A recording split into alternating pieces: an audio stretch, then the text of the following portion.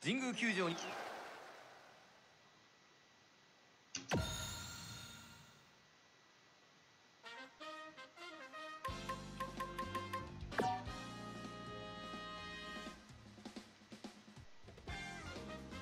晚安，晚安，大家晚安。好啦，今天呢就来打野球魂吧。因为火腿队最近3连胜，然后又加上赢短赢，我心情超好哦。然后主要的原因是因为今天半夜有双城跟印第安人之战，所以我决定来看一下，看一下再去休息，所以今天就随便打哦。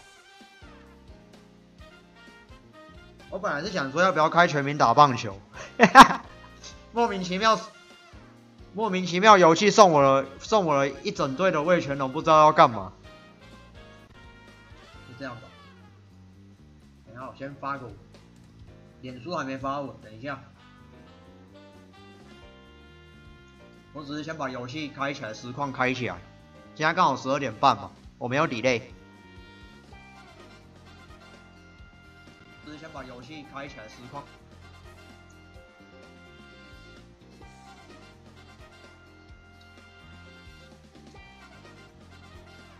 为了以防它要旋转，所以我先重新载入哦。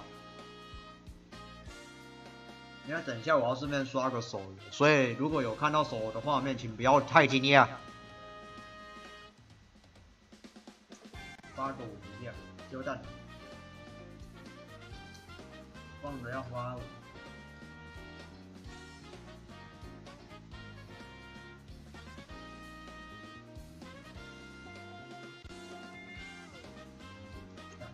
我的脸书粉丝团就只会有人来浏览，都不会有人来按赞或关注，还是会有的，可是比较少哦。然后粉丝团最近还可以动态回顾，我真的很惊讶啊！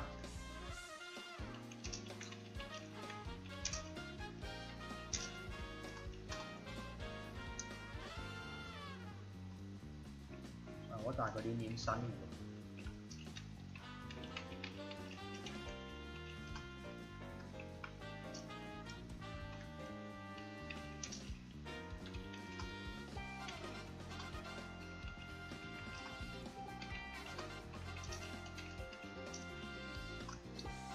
我觉得这一版的模拟性蛮不错的，比起前面几个版本来说的话，这个模拟性很稳定，以后都可以不用再更新了。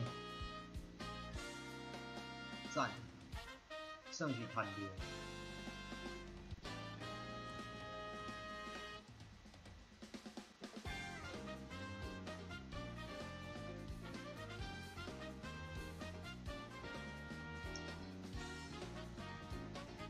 这个时间点应该不会有人来看。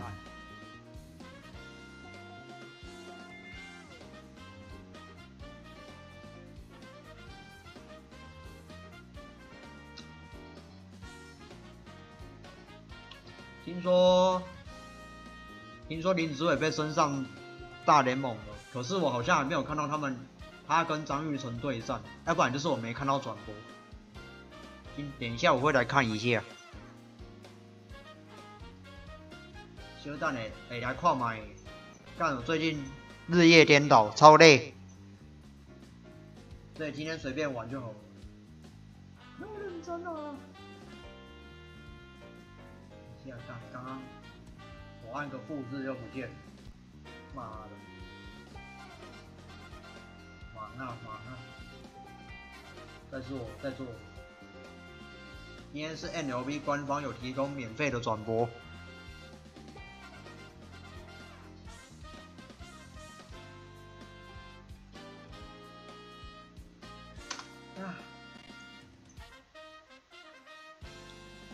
无人来看，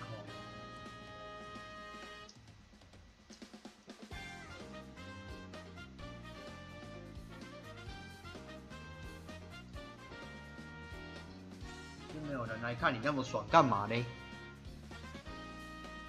你们爽几点的啊？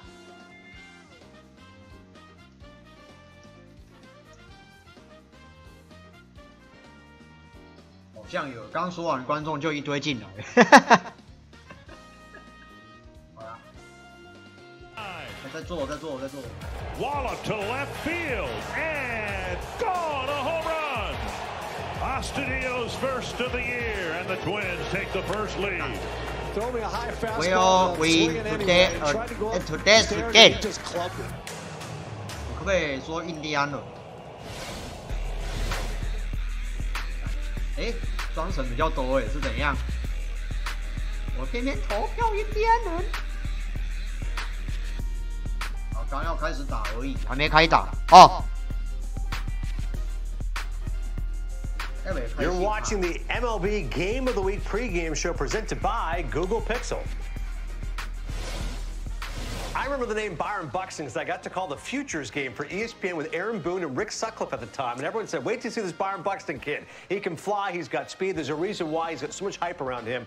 Byron, we'll get into your speed and your defense in just a second, but how about the power? 7th home run last season. Where is that stemming from?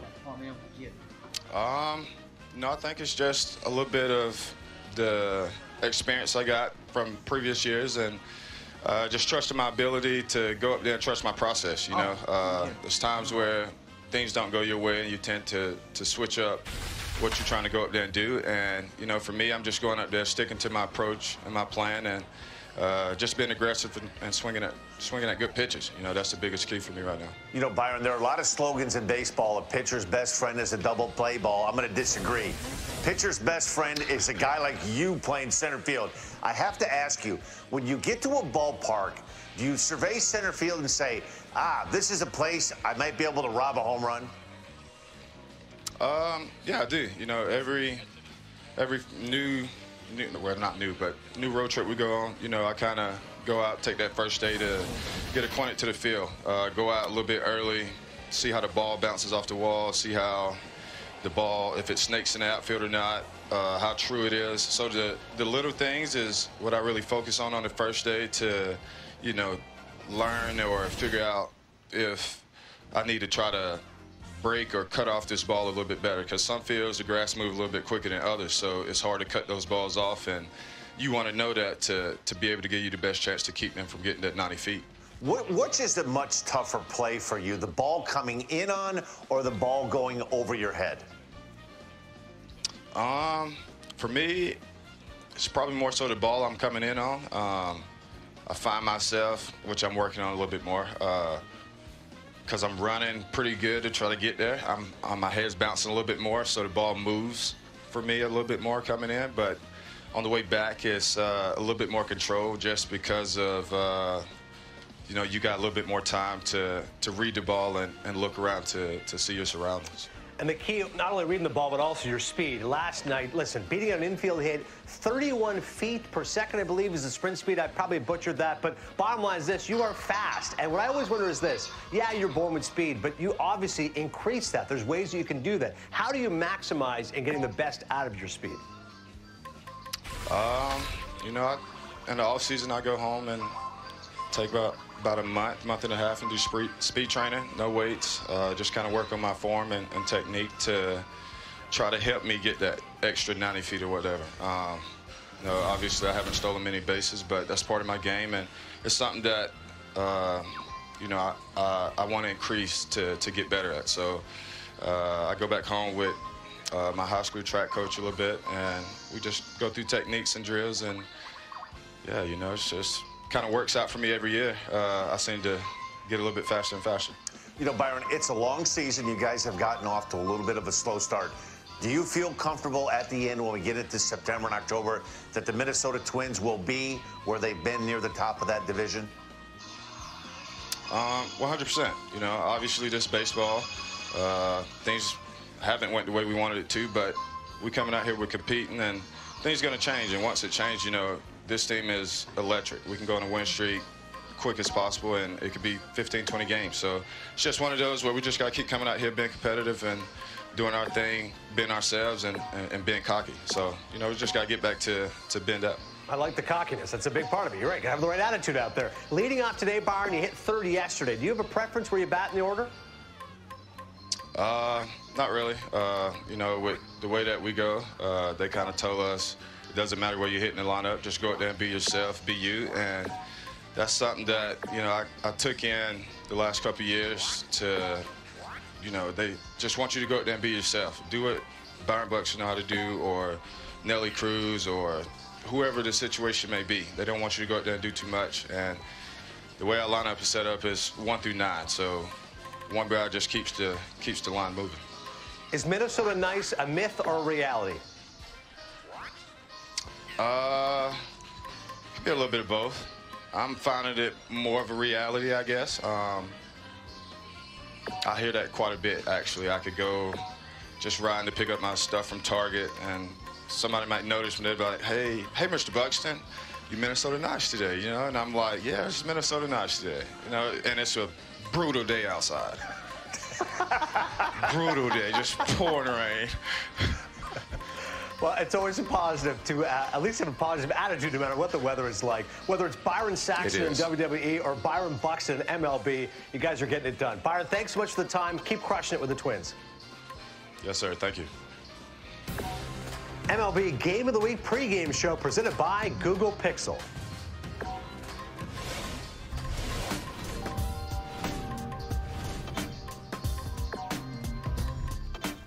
Time to shine the light on our creator's spotlight. That would be Zach Hampel. That's right. He has the MLB Game of the Week live on YouTube. We do, and so that's what we're spotlighting Zach, because he has lots of adventures at lots of stadiums. He explores the nooks and crannies and eats crazy food. He interacts with players and talks with the game and has, how about this, over 11,000 baseballs caught. As for the favorite team of Zach Hampel, whoever's at the plate and likely to send a home run in my direction.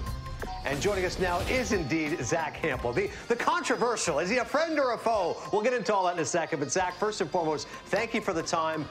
This journey that you've been on, this obsessive, crazy fan journey, just please tell me, how did this all begin? How did you become Zach Hampel, a noted fan of 11,000 baseballs?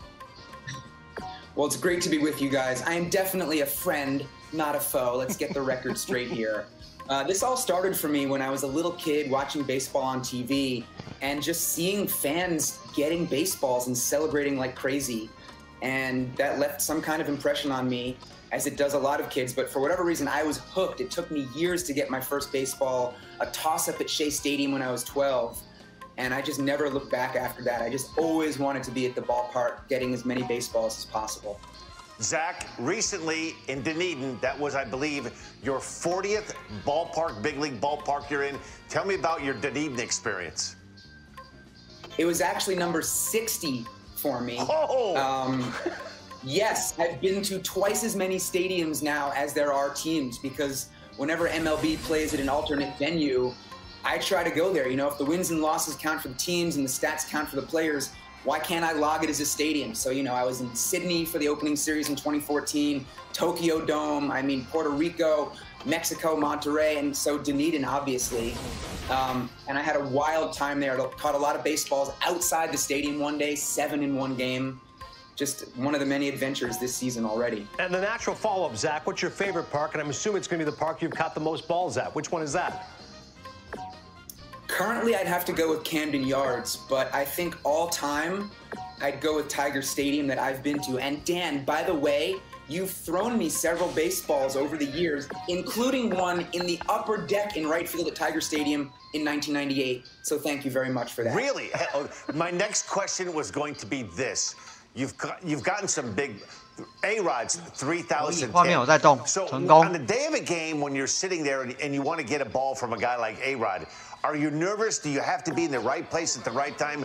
What do? Do you scout the stadium? You figure, okay, I've got to be somewhere near left field in case he hits one in my direction? You know, with A-Rod, my strategy was actually to play him oppo. Yankee Stadium, of course, has that short porch. And I love sitting out there. Yeah, you can see the highlight right there. 95 mile an hour on the outside corner from Verlander. There I am in the olive green shirt, just celebrating like a madman. A-Rod can hit him anywhere. He can yank one down the left field line 450, or he can poke one to the short porch. So where do you play him? But I figured if he is going to go oppo, he's not going to hit him. 先发投手是千鹤晃大。 Area within right field that I can pinpoint.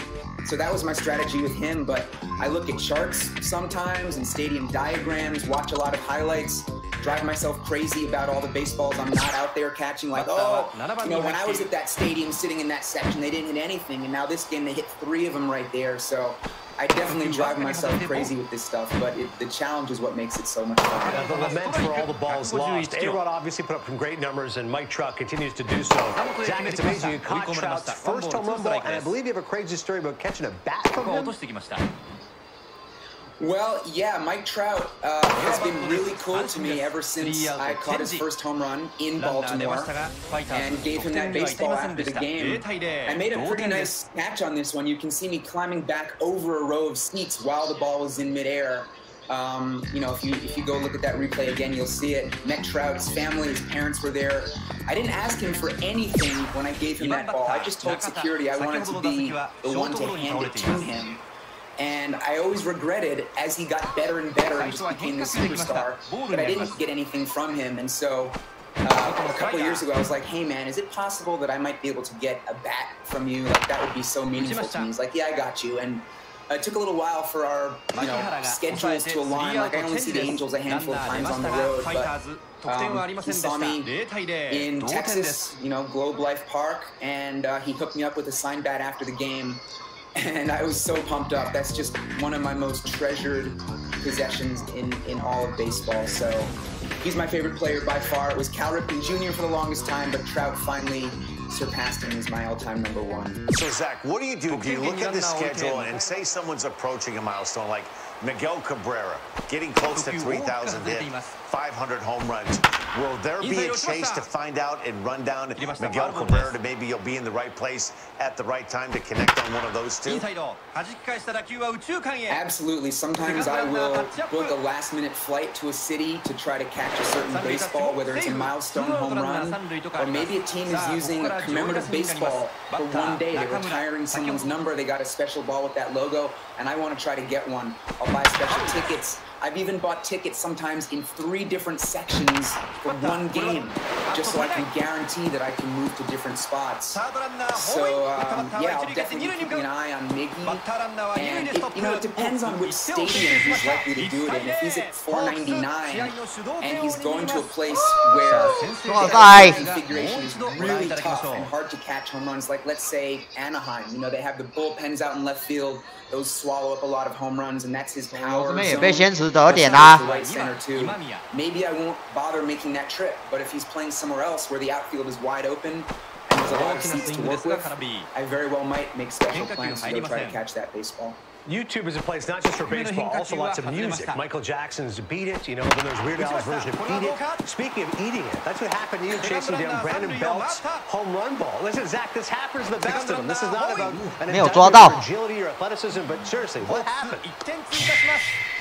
You know, even Hall of Famers take an O for every now and then, right? Ozzie Smith made a few errors in his career. You know, I just had a bad moment in Philly. Yeah. Oh my God, all I can do is laugh at this point. I jumped over rows of seats hundreds of times in batting practice without incident. I take pride on being agile and athletic, and I don't know what happened. The one time I tried it on TV during a game, absolutely wiped out. And the even dumber thing is that there was like no one else around for social distancing. I just panicked and thought I had to get down to the front row as quickly as possible. If I just stopped and reached over the chairs, I could have picked up that ball. Thankfully, I wasn't hurt, and it's super embarrassing, but I'm glad that we can all laugh at it together now. And I do have a video about it on YouTube explaining exactly what went down, and what a mess. No, but I think that's the most important thing, Zach. You're always very self-aware. I love that piece that Real Sports did on you on HBO. It was fabulous because it pointed the fact that, as I said at the top, some people say, who is this guy? He's a grown man who's a ball hog. What's wrong with him? What do you say to those critics? I'm doing what I love, and I'm absolutely not hurting anybody, so what's wrong with that? You know, I give a lot of baseballs to kids. I've given away thousands of baseballs. I've raised a couple $100,000 through my collecting efforts for Pitching for Baseball and Softball, which is a charity that provides equipment to kids and communities all over the world. And, you know, there's a lot of hate toward me online, which is really uncalled for. But in person, it's 99.9% positive. I'd say an average of 100 people a day come up to me at major league stadiums. Everybody wants selfies. I sign baseballs. It's really strange. Like, who am I? Like, I 赢球啊，1分差险胜。 People go nuts for this stuff, and it's really positive in person.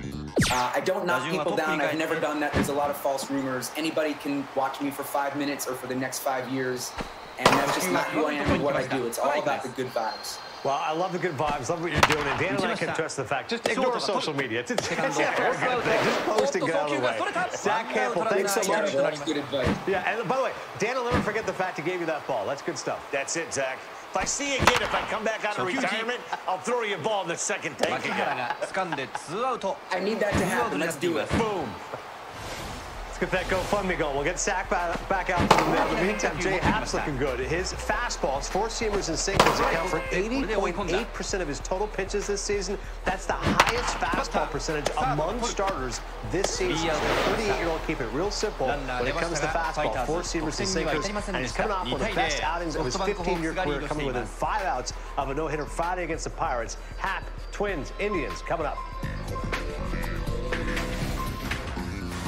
Sam Hentges, the pride of Mounds View High School.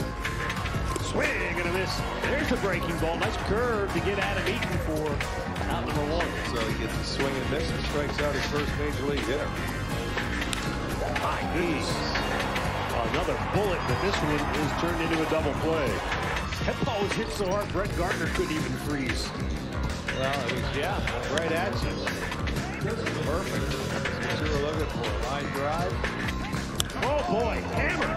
Deep left center field, and it's going to one-hop the fence. Backing it up is Gardner.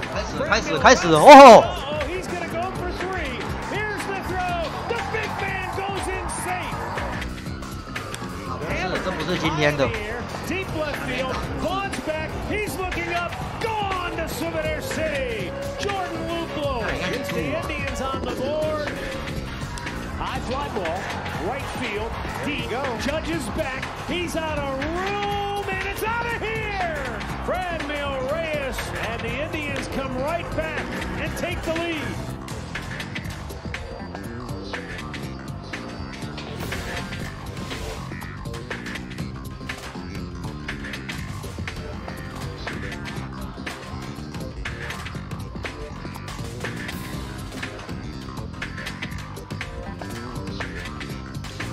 Love Williams Astudillo, by the way. Him and Ahmed Rosario catching up a little bit. The MLB Game of the Week pregame show presented by Google Pixel. It is the Twins and the Indians coming up from Progressive Field, just literally minutes away.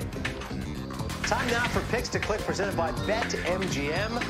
My man Dan Presek has all the answers. So these are a little straightforward. Who's going to win the AL Central? Coming in, a lot of people thought Twins. Obviously, a slow start for them. White Sox, perhaps. Who do you got? White Sox. I think the cream will eventually rise to the top. Love their starting rotation, their depth in the bullpen. Michael Kopech has been throwing the ball really well. White Sox, I think, are the best team in the Central. Royals plus 550 might be a good value. Oh. They've been really surprising. They're going to hang around for a long time. They're a wild card team for sure. I like that. I like them in the conversation. All right, total runs scored 哎呀， today. 虎口交给你了。 Say over 9. I'll say somewhere around 10 runs. 10 or above. I don't think.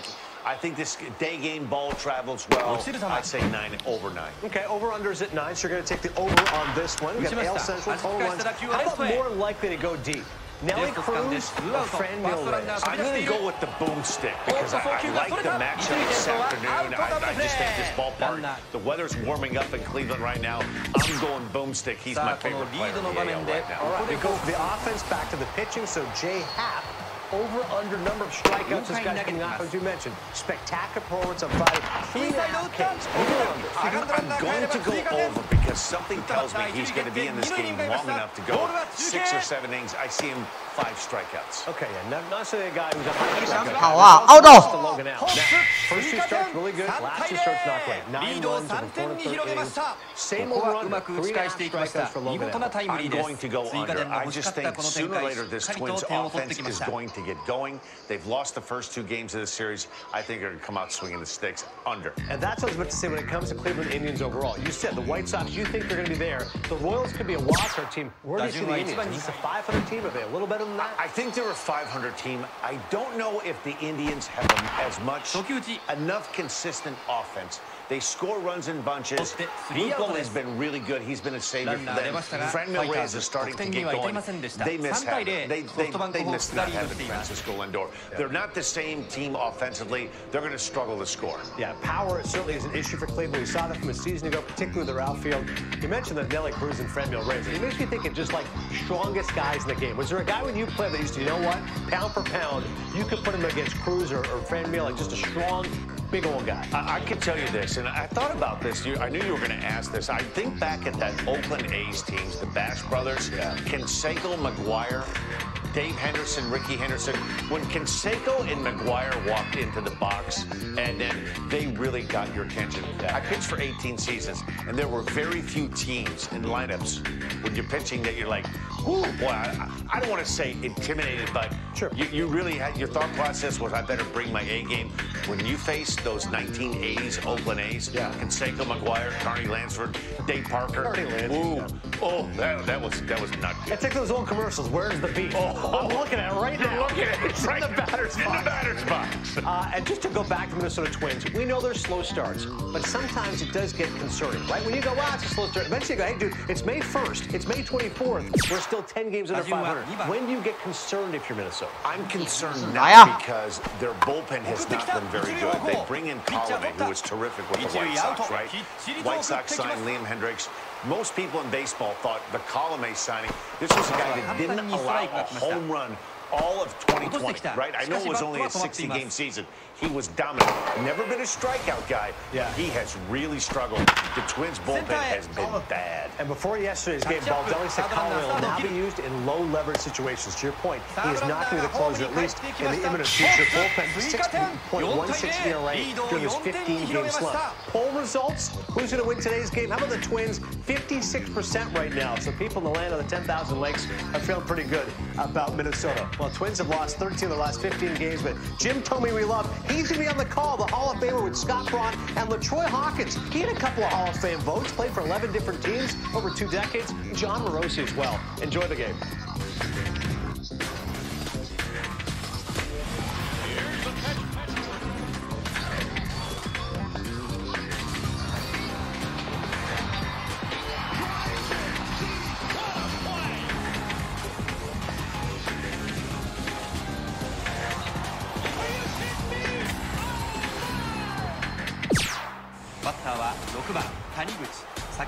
A burst of warmth in Cleveland for a home crowd that has been highly entertained this week, and it's 2 franchises on YouTube today that have popped the AL Central throne for the past 5 years. A day game available for the world to see, the MLB Game of the Week, live on YouTube, presented by Google Pixel. We're in Ohio. The Minnesota Twins and Cleveland Indians met up on Monday for the first time in 2021. They will cap off the series today at Progressive Fields. Let's go. Hello, everyone watching worldwide on YouTube. I'm Scott Braun, stationed in Studio K. Many friends joining me soon. So we have a matchup of 2 teams that have taken up the AL Central at the top for the past 5 seasons. You look back at Cleveland, they took 3, and then the past 2 years, it's been in favor of Minnesota. The Twins had high hopes heading into this season. They're up to a 7-15 start. The bullpen has been a big problem for them. On the other side, Cleveland trades away Francisco Lindor and Carlos Carrasco in the offseason. So far, a 500 ball club going for a sweep right here on YouTube. Tell your friends, it's free. Check out what we do if you're joining us for the first time. We'll have over 20 games exclusively on YouTube this season. Easy to find us, youtube.com/MLB. Join the 2.8 million plus other fans by subscribing to the MLB YouTube channel. The bell icon is the way to receive notifications before upcoming games. YouTube TV customers like me are hooked up with the game and an MLB pop-up within the channel guide. We're going to talk to players on the field today. We'll have players mic'd up. We have 2 of the nicest, most down-to-earth, most durable former ball players joining us today. LaTroy Hawkins, who was drafted by the Twins back in 1991, longtime Twin, and the Hall of Famer Jim Thome, who played for both Cleveland and Minnesota, among other clubs. Gentlemen, it's so great to see you. We are very Midwest-focused today, and another friend joining us from the Midwest in just a few. LaTroy, you start us off on this Twins team, because Byron Buxton, when he's healthy, looks like one of the best players in the league right now, and we saw him return yesterday with a bang. How does he look to you? He looks outstanding. We're actually witnessing a star being born. He was drafted 4th overall. Had some injuries early in his career, but this year, 2021, he's starting to absolutely crush the ball. Look at his OPS at 1276. He is doing everything he needs to do to be successful. He's using all parts of the field, and once he understood that, we're starting to see him just blossom at the plate. On the other hand, has to stay healthy. Byron Buxton has to stay healthy. Where Byron Buxton goes, the Minnesota Twins goes. 靠拿卡卡秀轰出全垒打。 5 of them have been hit this year. We're measuring hard contact. Hard contact. How often you can barrel the ball, and that's the Twins' motto of hitting. Find your good pitch that you can get put a good swing on, and hit it hard somewhere. That was StatCast 3D powered by Google Cloud, showing us the clout that Byron Buxton brings to the table. And even if you're unaware of how some of these statistics are formulated, all you need to know is root strength, hitting the baseball hard. Byron Buxton is at the top of the class in all of the categories that StatCast helps us with to measure the work that he does when he is healthy and on the field. He'll be leading off today for the Minnesota Twins. On the other hand, we have a Cleveland squad that's going for a sweep today, Jim Thome, and Jose Ramirez has developed into a superstar. In fact, he's regularly a part of the MVP conversation. What do you like about him? Well, I love everything about him. You know, first of all, I love where he stands on home plate. He's close to home plate. He's got great plate coverage. When Cleveland goes, he goes. Ramirez, you know, the last 4 seasons has finished in the top 3 MVP voting 3 times. Yes, count them. 3 times. When Cleveland goes, he definitely goes. Look at this year wins. You know, Cleveland's got 11. He's got 6 home runs and 11 ribbies in those 11 wins. You know, we talked to Terry Francona before the game, and he just said simply, this guy is a force in the middle of our lineup. And I know the Cleveland fans love this kid, and he's really improved every year, and he's just so much fun to watch. He is a rock in the lineup. You combine him with Franmil Reyes, who had 2 home runs yesterday. That is the meat of the order for the Cleveland Indians. And we have another friend stationed in Cleveland, Ohio today. Talking Midwest nice. Let's say hello to JP Morosi with more on the home team. JP? Scott, good afternoon from Cleveland, where it was just 5 years ago that one of the best World Series we had ever witnessed culminated here at Progressive Field. But in that short amount of time, the institutional memory on the Cleveland side has begun to fade. Just 3 players on the active roster today who appeared in that 2016 Fall Classic. One of whom, Jose Ramirez, is in the lineup today. Roberto Perez has a day off behind the plate, and Brian Shaw in the bullpen has already played for 2 different teams since the end of that 2016 World Series. Speaking of longtime Cleveland Indians, one roster move today. Nick Wittgren rejoins the bullpen. He takes the place of Oliver Perez, who was designated for assignment by the Indians this morning. After a long tenure here in Cleveland, he is someone who has 696 appearances in Major League Baseball games as a pitcher. That's second only to Joaquin Soria among Mexican-born pitchers in Major League Baseball history. The hero of last night's game, last night's win for the Cleveland Indians, was Franmil Reyes, who grew up in the Dominican Republic, idolizing Vladimir Guerrero Sr. Well, perhaps he took a page from Vlad Sr.'s playbook last night. 2 home runs, yes, on the same night that Vlad Jr.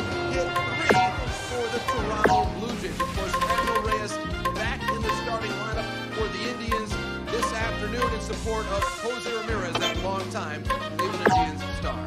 Scott, back to you. JP, they call him Franimal for a reason. The dude's a beast with a money nickname, which we'll dive into later. We have lineups in first pitch from Progressive Field. Coming up, the MLB Game of the Week presented by Google Pixel starts in a moment.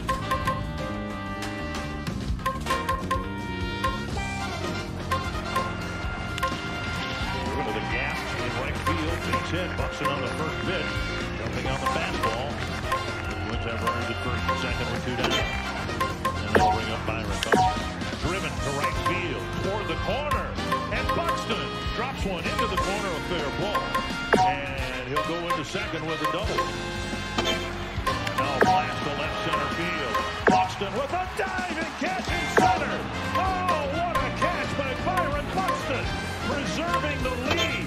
A tremendous catch by Buxton to keep the Twins up 10-9. First pitch, a swinging fly ball, left center field and deep.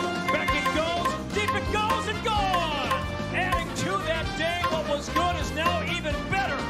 A 10th inning 2-run blast from Buxton, and the Twins have a 12-10 lead in the 10th at the Coliseum. How much more can he do in one baseball game? That's hit to the gap in left center field, and Buxton dives and makes another tremendous catch.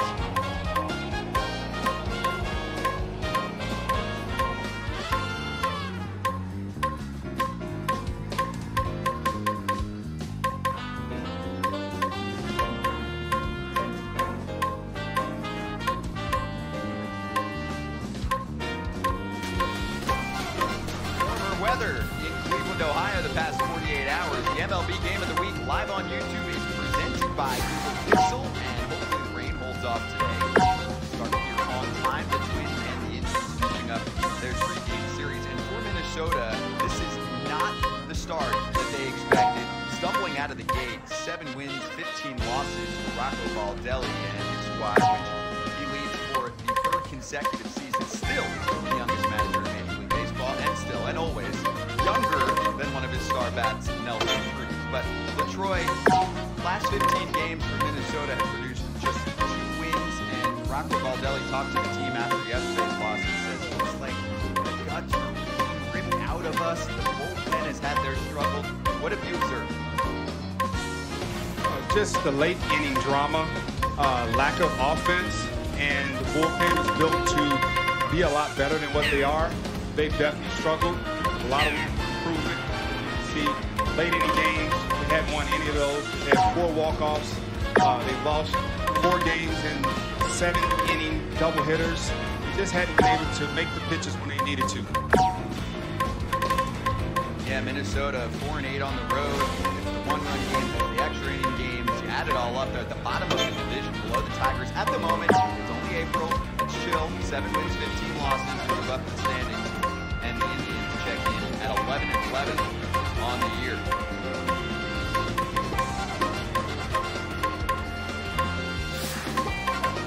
Byron Buxton back in the lineup yesterday with a bang, of course. His 7th home run of the season. And Major League Baseball with an out-of-this-world 847 slugging percentage. Josh Donaldson will hit second. Nelson Cruz was at the cleanup spot yesterday. He's back to the twin bowl. Jorge Polanco back in the lineup today. Mitch Garver loves left-handed pitching. That's what he's going up against with Cleveland. Brent Rooker right. Astudillo at first. Andrelton Simmons back on Monday from the COVID injury list. And Alex Kirilloff gets the start, even though it's a lefty. He'll get the start in the 9th spot against this southpaw. Logan Allen on the mound, making his 5th start of the season. He's had 2 up and 2 down. The last 2 have been tough for him, including a bad matchup against the Yankees. Just 4 runs recorded, or 4 runs allowed, 7 outs recorded, and he has a 6.28 ERA so far on the season. You can see at the bottom there, the last 2 starts, 9 runs allowed. LaTroy, this is a 23-year-old still finding himself, and Terry Francona told us this morning, they're preaching consistency and the aggressiveness that they saw from him in spring training, they hope to see slip into the regular season now. Yes, he has to control his emotions, and there are 3 keys to the game. 4-seam effectiveness, using his high fastball for swing and missing against the twin hitters. He has to keep right-hand hitters honest. What I mean by that is pitching inside on a case-to-case basis and execute. The Indians have had a great game plan against the Twins hitters. If he can continue that, follow that plan, he's going to have a great day. Now your Google Pixel defensive alignment for the Cleveland Indians. It looks like this. Austin Hedges gets the day from Roberto Perez, who caught last night. He'll play catch with Logan Allen. Yu Chang at first. He starts against lefties. Hernandez at second. Rosario and Ramirez on the left side, and the outfield from left to right. Rosario, Flo, and Josh Naylor.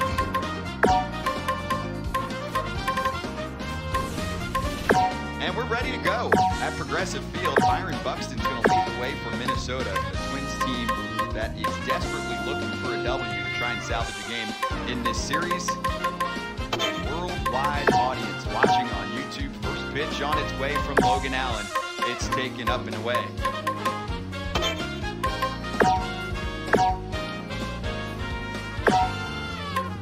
Tied for the most home runs in the American League with 7. The only thing that can hold him back is the infirmary. Strained hamstring earlier this month. And he's going to go the other way. Josh Naylor fading back, and it's gone! Second pitch of the game. Byron Buxton muscles up. It's his 8th home run of the season, and the Twins grab a 1-0 lead.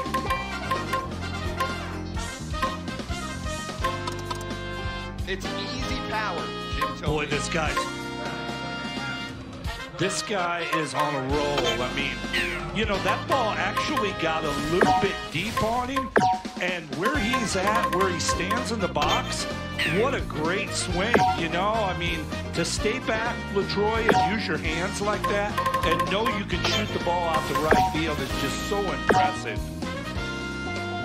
Well, I think that's been the key for Buxton this year. He's understanding how important it is to him using the entire field. He has to use the entire field to continue to be successful. Third career leadoff home run for Buxton, and that brings us to Donaldson, who's recorded 11 hits this season. Over 300. Was on the injured list earlier this year with a hamstring strain. Same thing with Donaldson. Keep him on the field, 35 years old, and the Twins lineup will do a lot more damage. Yes, they will. And LaTroy, you played with Donaldson back in his Toronto days, 2015, right?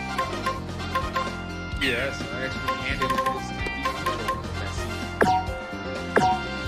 Get out, how'd you pick up that job? Somebody in New York thought it'd be cool to give him his award. What was he Logan like? Allen, lefty. Donaldson, he's on 100 all day long. Like, his energy level is so high in the clubhouse. He's going to challenge all his teammates to be better than they were the day before. I don't care if you went from 4 for 4. Donaldson's going to say, hey, you need to be better than you were yesterday. So, guys, what's interesting here, he's got 2 strikes on him, and he kind of went to the no stride right there, which I have not seen Donaldson do this. Let's watch the remaining of this at bat and watch. Let's see if he flat foots with his front foot and keeps it down. No, he tapped it, but you know, he's such a great hitter, LaTroy. It's fun to watch this kid because when he gets really hot, he can carry a ball club. Yeah, he's that type of player. You're right. He get on his back and he'll drive the bus. But what's great about him, he can hit that fastball. I've seen him get on top of more fastballs than unbelievable. That one twists foul.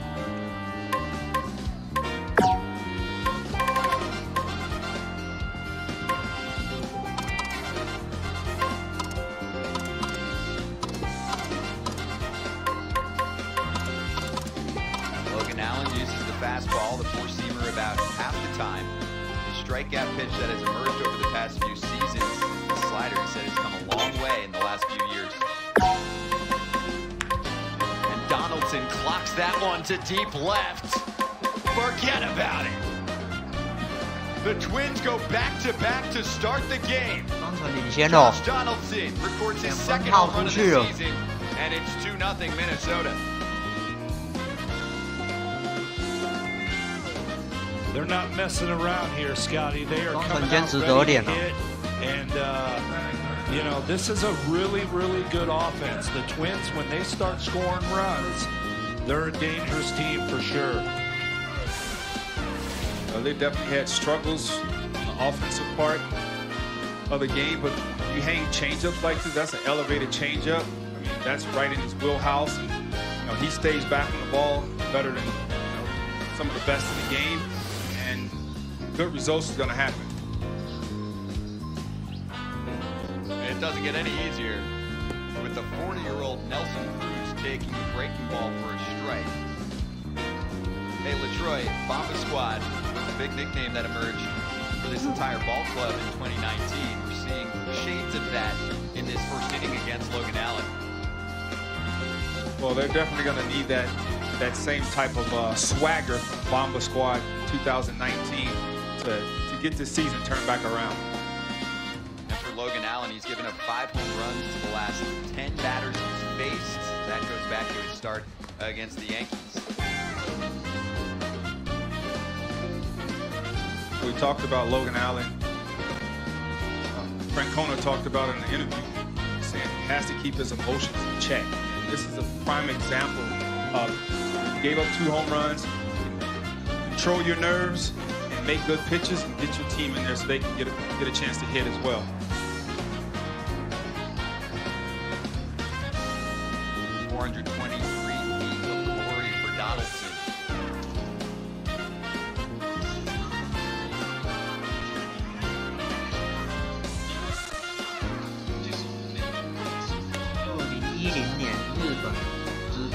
育成选秀会服钢管女鹰队第6支，对吧？2014年，他叫拓野，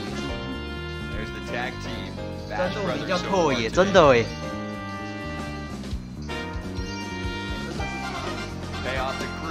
我想说我没有看到甲北拓野，原来野球魂里面真的有。奇怪，居然叫拓野。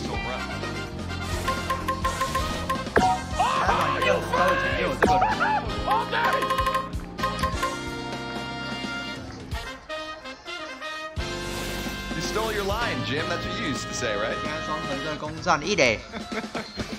You know what? There were days, yes, that we said that. We got the boys going, and you know what I love about Nelson Cruz is his energy.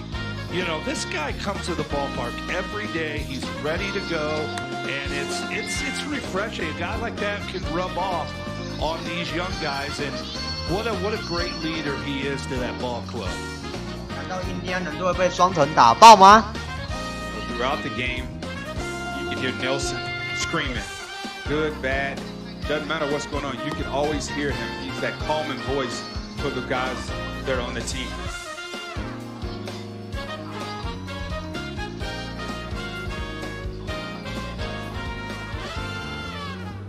As they chat with Logan Allen, let's get to the Google Pixel pitching breakdown.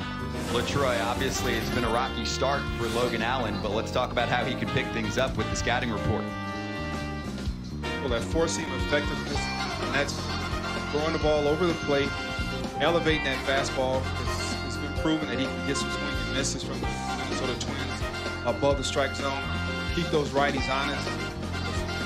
Already has 2 home runs by the right-hand hitters, but both of those have been on mistake fastballs, and execute, follow the game plan. 2 starters before in the first 2 games of the series. They had a great game plan that was very effective. He can follow that. He can have a great day today. He misses again to Polanco. The Twins second baseman back in the lineup after a day off yesterday. He's 1 for his last 12.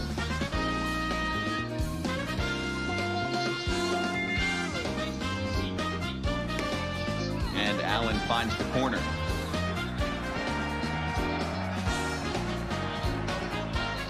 By the way, Scotty, another really good player here.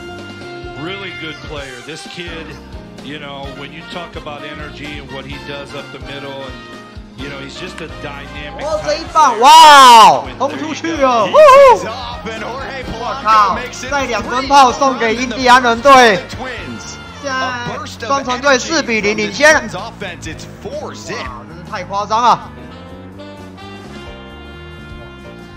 实在太扯了，实在太夸张了。 Talk about pitchers having to pitch ahead in the count, stay out of hitters' counts, that 3-0, 3-1, 2-1 counts. You put yourself in that situation. 好像叫 Polanco 是不是？ Hitters an opportunity to do some damage, like Polanco. 这球咬中哦，结果现在印第安人队0比4落后。太夸张了，偏安。 所以我要去改甲北拓野的背号，然后再查一个叫做山下北少的人，我有点忘记他现在在哪里。Yeah, that's a dejected look from Logan Allen, who has now given up 6 home runs to the last 12 batters that he has faced. That wraps around from his last start. Today it's Buxton, Donaldson, and Polanco in the first. Still no outs recorded in the opening frame for a Twins team that was a bit slow heading into today. They had lost 13 of 15, and already action in the bullpen for Cleveland. Detroit, how do you handle a situation like this with Logan Allen?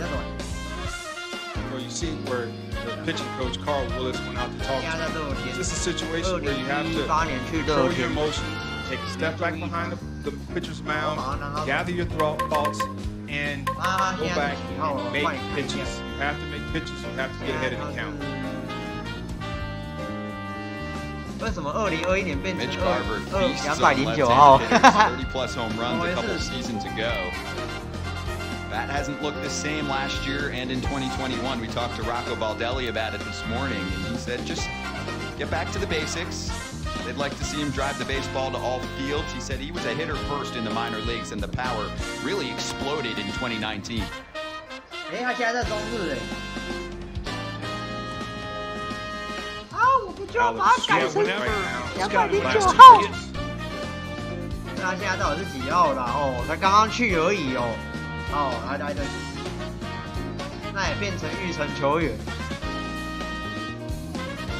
Allen's 2-0, taking on the outside corner. Go ahead, Jim. Well, I think the big thing, too, is when you can get out of April as a player, you know, you're dealing with cold weather, you're dealing with finding your groove, you're getting settled in.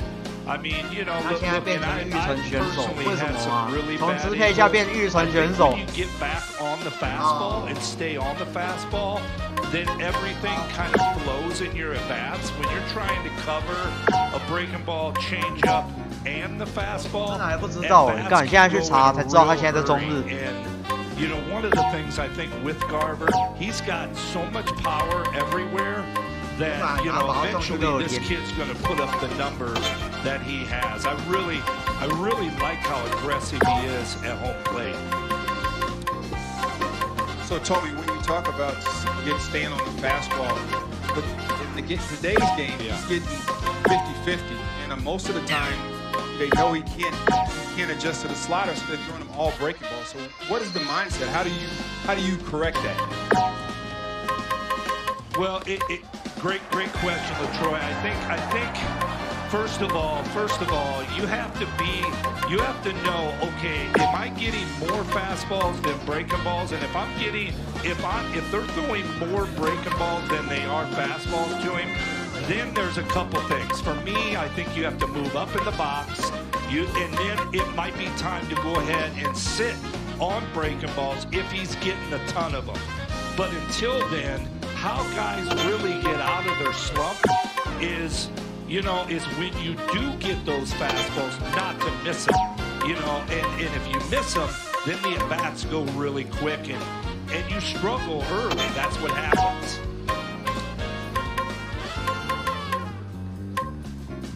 So Allen puts away Garver, first out recorded in this game by the Cleveland starter, and now it's Brent Rooker.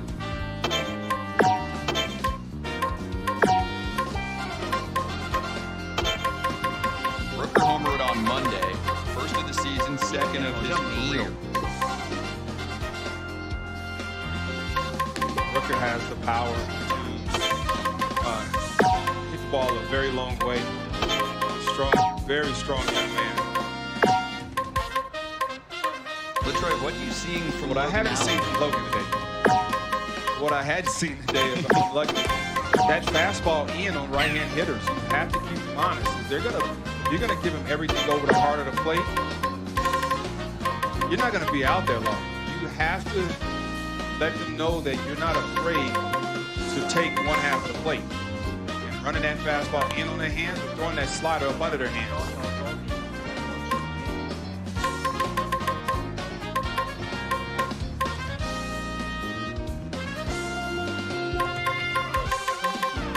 You can see the Cleveland Indians have received the fewest starts from southpaws since the start of 2018. You're hoping Logan Logan Allen can fill the void. His 3-2 is hit hard, deep left field off the bat of Rooker, and that is caught in the corner. Eddie Rosario makes the catch, and there are 2 gone.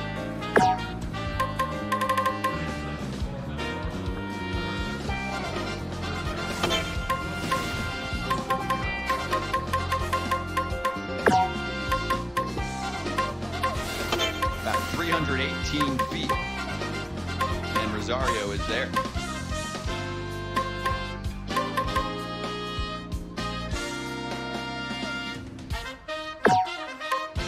Williams asked Tudillo, and this is just a complete turnaround from yesterday, Jim. This Twins team could barely get the ball out of the infield. It was ground ball after ground ball against Cleveland starter Aaron Civale, and now we are seeing loud contact deep into the night, or into the day, I should say, against Logan Allen so far today.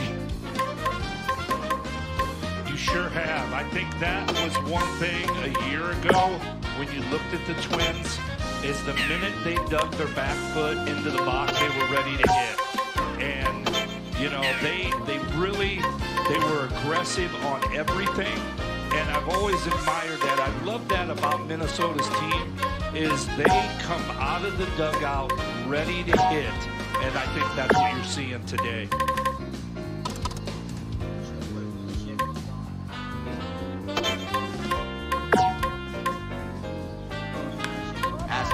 Going the other way, and that's caught. Josh Naylor hauls it in. But the Twins do damage. They set the record for homers in 2019, and they're giving us shades of Bomba Squad again. Buxton, Donaldson, and Polanco add it all up. It's 4-0 Minnesota. We'll get to the bottom of the first coming up.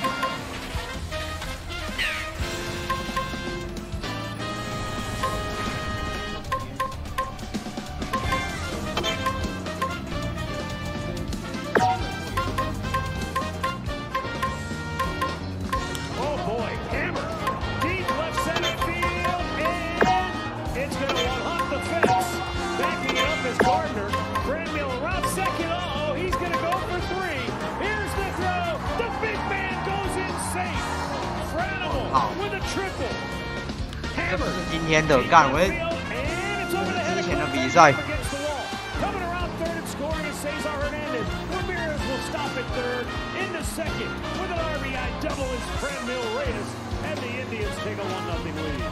Runner goes, and Sanchez drops the ball. It'll be a steal for Franmil Reyes, his first. Well, look at the big man go. Look like Maury Wills to me. Lou Brock, there he goes. Big man gets in there, gets a stolen base. Why not? High fly ball, right field, deep.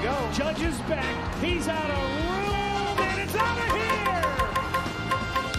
Franmil blast off, deep center field. It is off the wall. It took a crazy carry. Here's the throw. It will not be in time.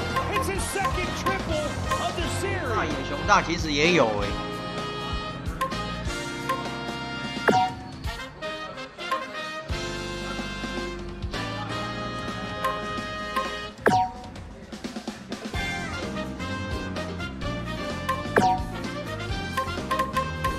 For the Twins after a half inning. Let's set up the Google Pixel starting 9 for Cleveland, the home squad.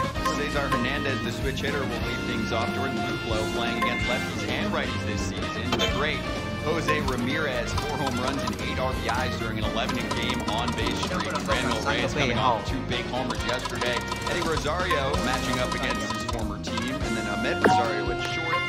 Naylor, Chang, and Hedges to round out the 9. Jay Happ on the mound, and LaTroy, he's coming off one of the best starts of his career. He was 5 outs away from no-hitting Pittsburgh in the cold in his 3rd start as a Twin. That was on Friday. He had a great start. He's right, 7 1/3 no-hit baseball. He had everything working. His fastball was perfectly placed. His pitch usage, using his breaking ball, mixing his changeup. Everything was working at night. Hopefully he can have some carryover to the day against the Cleveland Ball Club.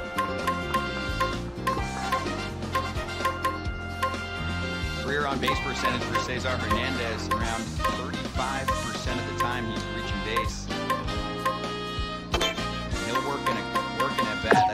3-1 the count to start off the day. Jay Happ wants to know where that was. But, Jim, how do you strategize against Jay Happ, who just brings the same consistency for years now? Once he kind of transformed himself with the Pittsburgh Pirates back in the 2015-2016 range, he figured out fastballs are my thing, four-seam up, sinkers down, and there's one on the ground.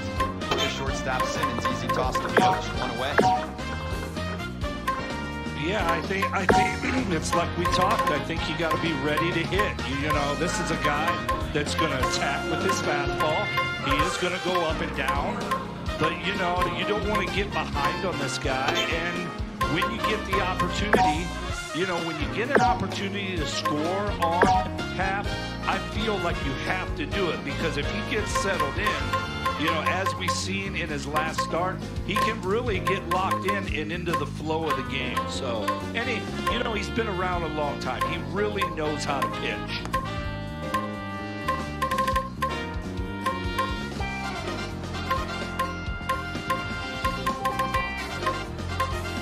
Now up against Jordan Luplow, who was Mr. Walk-Off Home Run on Monday for Cleveland.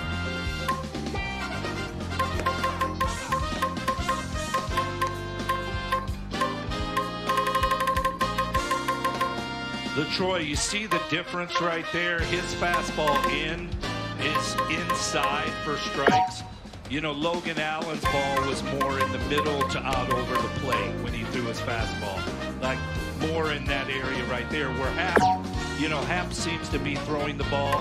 When he does throw it in, it's in to where either the hitter takes it or you get jammed. Because you know, Jim, with that mindset, when you're going in with that fastball, especially from those left-hand pitcher to right-hand hitter, any mishap, and the ball's going to end up right down there.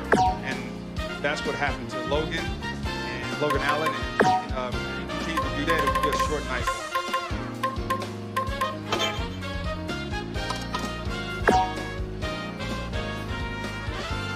可以这样改，我就说可以这样改吧。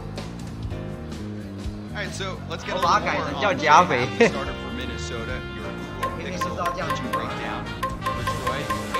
81% of the time, it's a fastball from the 38-year-old. He has to pitch ahead in the count. Stay out of those 2-1, 2-0, 3-1, 3-0 counts. Those are hitter counts. The carryover magic, the 71-30 no-hit baseball last Friday against the Pittsburgh Pirates, and drive the bus. He was on a losing streak. This is the guy. The way he's pitched so far this season, he's the guy to stop this losing streak and get a W for his team today. He's been on the bus for 15 big league seasons. 3-2 is socked to deep center. Buxton giving it a look, and he's got some room right near the warning track. Around number 2. And now a look at the defensive setup for the Minnesota Twins, presented by Google Pixel. And this is something that the front office was proud of in the offseason, picking up Andrelton Simmons. That moved Jorge Polanco from shortstop to second.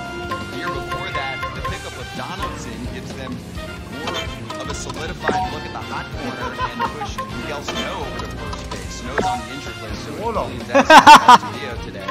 Kirilloff, Buxton, and Rooker are in the outfield. And now Jose Ramirez. Back-to-back games with a homer. And Jim, you mentioned his plate coverage and the fact that he's close to home plate. Why does that benefit him? 王博，就这样，就这样。 Well, I think it eliminates the pitcher. You know, I think it makes the pitcher nervous, knowing that a guy, if a pitcher's going to throw the ball away, it's in Ramirez's middle of the plate for him where he stands. When I was in Cleveland, Charlie Manuel used to move us on the plate for that reason. It cuts down the distance where the pitcher has to throw, and in a way, it makes them kind of nervous to a point where, like, I don't want to miss, but I do have to throw the ball inside. And by standing on the plate, and I'm looking at Ramirez here, right-handed, he's a little more off than he is left-handed. But as a pitcher, when a guy was on the plate, what did you think? What was your thoughts? 2-1 is driven to center field. That's going to drop for a base hit for Ramirez. So a 2-out base runner for Cleveland. Go ahead, LaTroy. That ball was smoked, by the way. We talked about this earlier, Jim. Like, challenge a pitcher to throw 3 fastballs inside for a strike that's not an easy thing to do. You can throw it inside 3 times in a row, but will they all be strikes? So he's telling the pitcher, you can do that. And if you can do that, I'll tip my hat. But I'm going to take my chance on you making a mistake over the middle of the plate or middle away, which is still down the middle with him standing so close to the plate.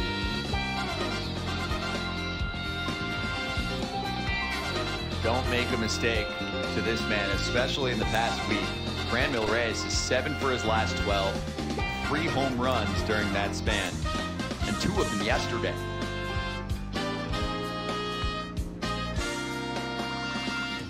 Those 2 home runs he hit off of Kenta Maeda were 2 of the loudest home runs I'd heard this season. They were loud. It sounded like a car crash. You were watching that game on your phone yesterday. The phone is vibrating and no one's calling. It's just Franmil Reyes. 452 feet, and the next one just 434. He's 6'5", and he is taking advantage of his big body and all of the power that he brings to the table.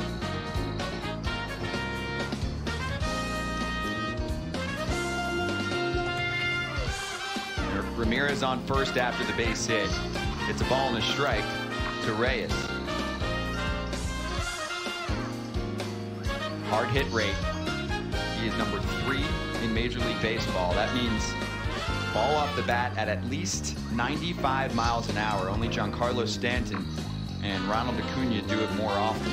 All 3 of his hits yesterday were over 100 miles an hour off the bat.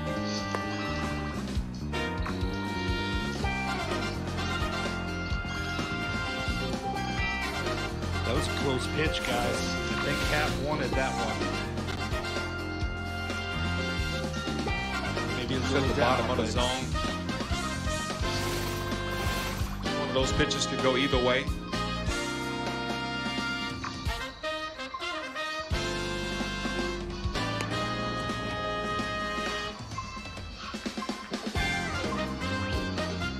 There's the experience right there. He went down in the zone and then he elevated him. What'll be interesting here, 2-2, is where he goes 2-2 after going low, then high. Let's see what he does 2-2. I'd like to see him elevate that fastball. He does, and he picks up the strikeout, his first of the game. So Jay Happ leaves Jose Ramirez on. It's scoreless first. The Twins come up to bat again, coming off 3 home runs in the opening frame. Get a man aboard for Alex Kirilloff. Going to left center field. And he's got his first big league hit almost to the same spot of his second inning blast. Cruz going to third, and Kirilloff is safe with a double. Congratulations to Kirilloff finally getting his first big league hit. And the Indians now trail him 2-1. Anxious to see this at bat. Franmil Reyes. There's the slider off the end of the bat. Will it get down? It will. Coming around third base with the tied run is Eddie Rosario. Throw to the plate. Not in time.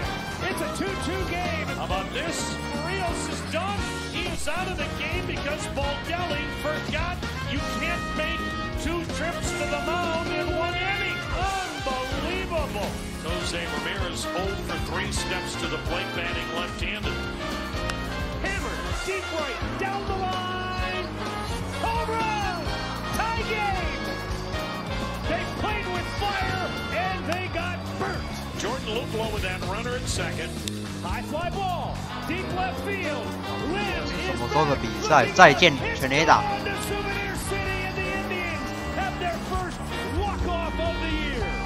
而且还再见双城队。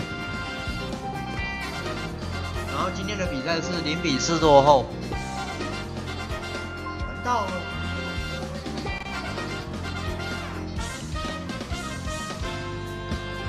4-run surge for the Twins in the first inning off Logan Allen, and he discussed things with Shane Bieber between the inning, and Bieber is mic'd up today, so lucky for us, we get to listen in. with it, kid. Come on, come on. You got USA and Canada saying it's charcuterie. Charcuterie. Yeah, you're gonna get outside. Yeah, that works. So you want to know what's going on with one of the top pitchers in the game when it's not a start day? Charcuterie. Did he say it right, LaTroy? I better get this right because my daughter's in London listening. Yeah, I think it's charcuterie. We're talking about the charcuterie board, right? Cheeses, prosciutto. Yes, you said it right. I hope so. That's the only board I know. Tell your daughter to send a text to make sure it's confirmed, because it's definitely not my specialty. What about you, Jim? It's the same thing, Scotty.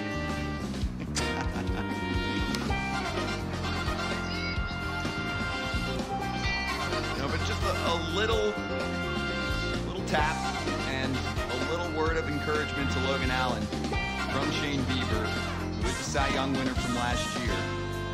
And has a smile on his face, maybe just to give him a little boost of confidence heading into this second inning, bottom portion of the order against Minnesota. Trouble locating on that pitch though. For me, with Logan Allen, guys, it looks like he wants to try to overthrow. So his top half is opening up way too fast. He's not staying closed long enough to give himself an opportunity to drive that pitch into the zone. Rosario puts away Simmons. And hey, we'd like to set you up with our first poll of the day on YouTube. Very easy to chime in. Very simple. How many more no-hitters will we see this season? Maybe it's from the guy right above, Shane Bieber. 0 more. So we've had 2 already. 1 more, 2 more, 3 plus. And of course, we're coming off Jay Happ's last start where he was 5 outs away, and he's pitching again today as Kirilloff takes the first pitch downstairs. Also, you had Madison Bumgarner over the weekend contribute 7 no-hit innings, but not officially ruled a no-hitter. So first off, let's get a pick. What do you think, LaTroy? I would like, being a pitcher, I would like to see 3 or more. So Jim, I'm assuming you're going to say 0? I would, for the hitters, I should say 0, but I personally think there's going to be 2 more, is my call. I think the pitching nowadays is just so good, and these guys are preparing at an incredible level, and it's so much fun to watch. You know, I think, you know, to have this many this early in April, I do believe we could have at least 1 or maybe 2 more. I'm with you, Jim. I'm going to go 2. So everyone get involved. Interactive polling feature. You can offer your multiple choice response to questions. We'll provide them throughout the day in the live game commentary and results coming soon. The rookie, Alex Kirilloff, doesn't bite. 2 balls and 2 strikes. 23 years old. You're saying Bumgarner. Scott, you said Bumgarner wasn't credited with a no-hitter because it was 7 innings. Correct. There was some controversy there. Some fans, and many in the baseball world, just wanted to see it happen. You wanted to see it be official for Madison? Why not? It's official if you can get the loss. A lot of things can happen. He didn't change the innings. Kirilloff up the middle, and that's a base hit. Yeah, you're right. It was 7 innings. He got the job done. Things are a little unique this year, just like last year. Doubleheaders only go 7 innings. Kirilloff is aboard with base knock with 1 out here in the second. What about you, Jim? Do you think Bumgarner should have a no-hitter now added to his resume? Absolutely. If we're going to play 7 innings and a guy goes out and no-hits a team, he should be credited with a no-hitter. It's not his fault that 7 innings was, you know, what we're doing now, how many innings we're playing. You have to reward the young man for going out and doing his job, and that's what he did.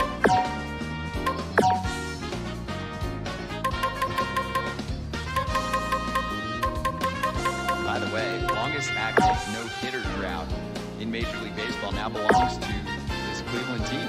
Len Barker back in 1981. 2021. We hadn't seen one in Padres franchise history, but Joe Musgrove was able to scratch that off. Scott, you have me thinking. Somebody can tell us when was the Twins last November? Eric Milton? I will have that answer for you. Was Eric Milton? It was a day game. Let's go further along. Francisco Liriano, 2011. Oh, missed that one. I'm still playing. You were busy. Who were you with at that point? About Milwaukee Brewers. Byron Buxton trying to follow up his homer to start the day with some more power. He's been full of it. StatCast powered by Google Cloud. And Buxton left the building in a hurry. 32 degrees on the launch angle, 350 feet. Get this though, that's a home run in only 4 major league ballparks. Otherwise, it's often a flyout. Only 30, I believe 32% hit expectancy on that one off the bat of Buxton, but he picked the right park to go the other way. See, I would have a problem with that. I would only have a problem with that if this was the only park that would have been a home run in. There are others, so we're good. Right.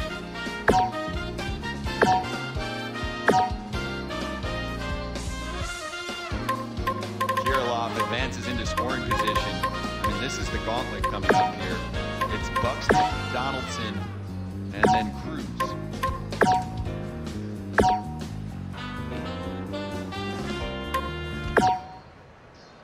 Skipper Rocco Baldelli's been tinkering with the lineup lately. Counts full to Buxton. Yesterday, Nelson Cruz was in the 4 spot. Buxton was hitting 3rd.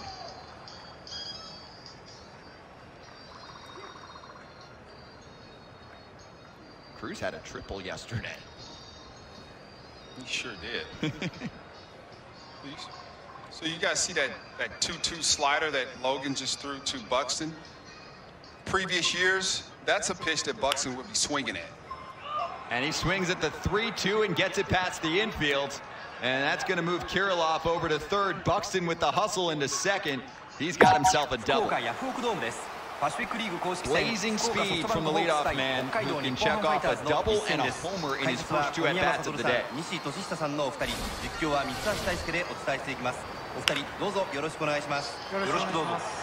小宮山さん、今日はデーゲームなわけですが、小宮山さん自身はデーゲームの方がいい悪い、ナイトゲームの方がいい悪いというのはあったんですか？早起きが苦手だと思いますから、デーゲームよりはナイトゲームの方が好きでした。そうですか。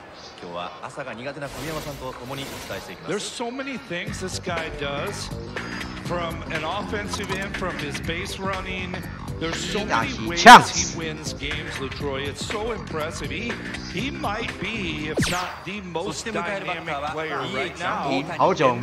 As far as all the package, like, you know, out of the box, if you probably watched him, he was thinking two right away. And, you know, I've watched him over the last few years, and when you get to the ballpark, I mean, there's a lot of things that jump out at you.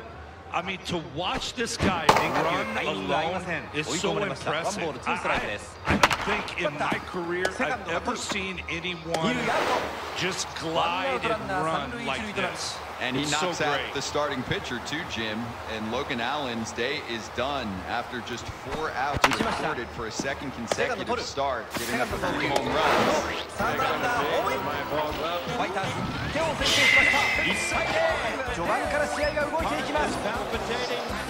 いやー、小宮山さん、ナイスプレーですね。そうですね。このプレーに応えるためにもピッチャーは次をしっかり抑えてもらいたいですね。On a 2-2 pitch, throws his back at the pitch and fouls it into the crowd. Throwing the barrel, this is extreme. That was awesome. There's an indication that Gurriel doesn't squeeze the bat too tightly. Run it out in front of the plate. It's a fair ball. Throw to second there. Double play. Oviedo with the throw, who's coming in to get it. Oviedo had to get out of Dodge in a hurry. Watch your lips. 変化球できました。ストライクです。得意のボールでストライクを取りました。なかなかタイミングが合いません。ノーボール2ストライクです。変化球で空振りを取ります。まず1つアウトを取りました。And even Javi can smile about that one. He's trying to get rid of it. This is in the air to left field, and it's going to get in for a base hit. バッターは Did you see that? The ball was in, he got jammed, and he hit it twice. First time, there, breaks it, and then off the barrel. 最初は変化球できました。引っ張った。一塁そのまま入ってアウト。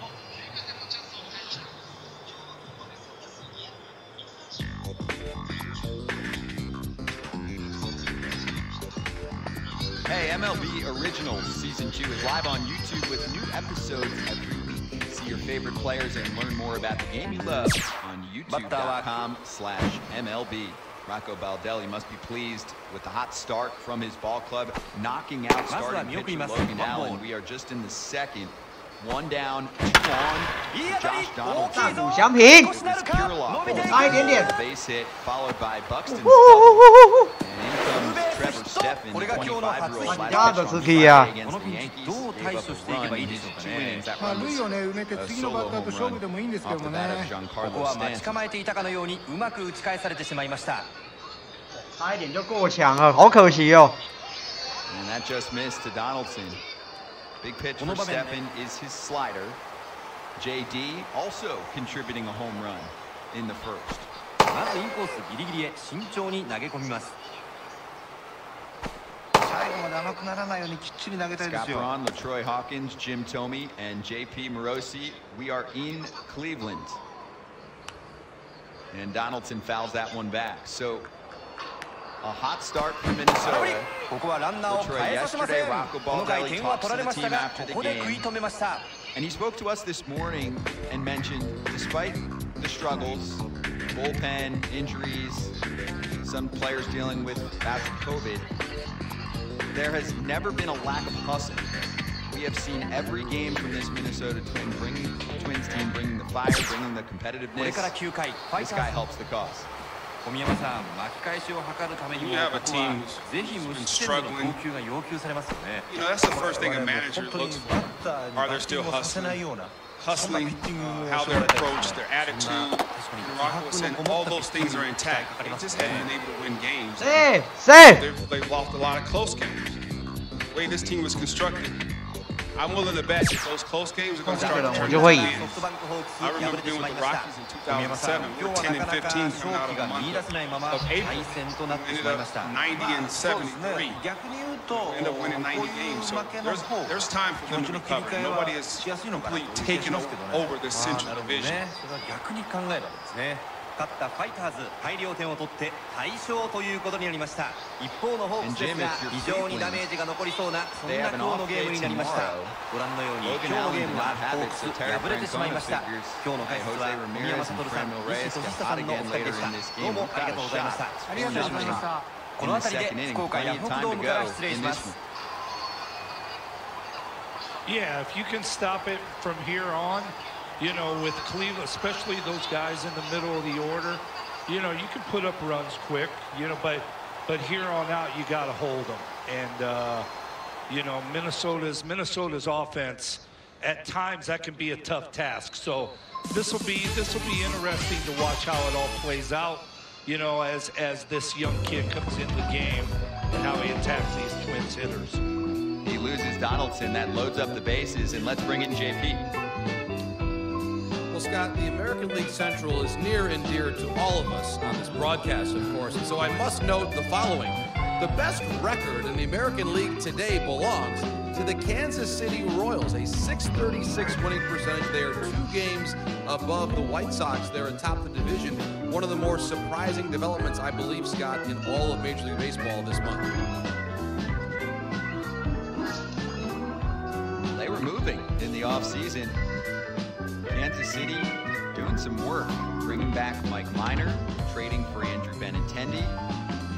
They signed Carlos Santana to a 2-year contract, former Cleveland great.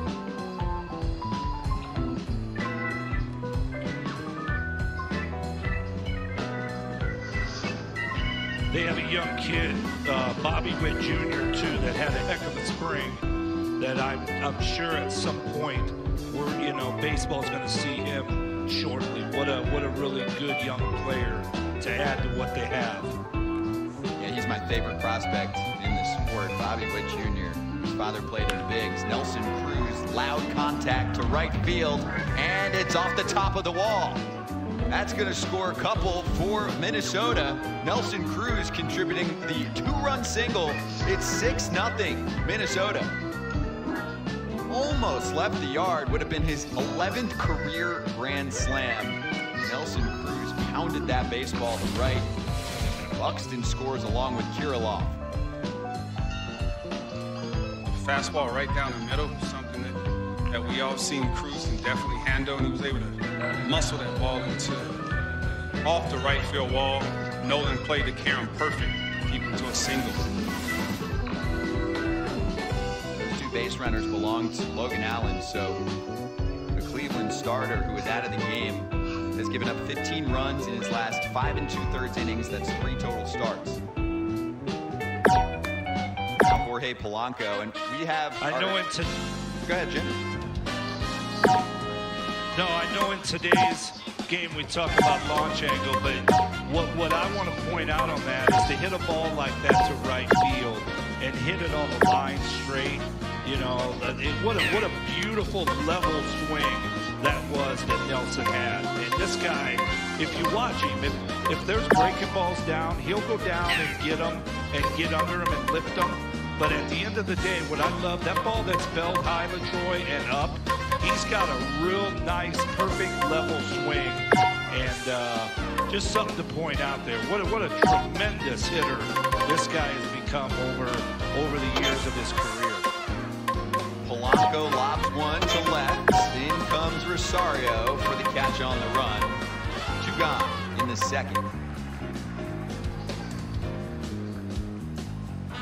You mentioned it, Jim. Nelson Cruz feasts on pitches, down or up, unfazed. Yeah, he really hits from that backside so well.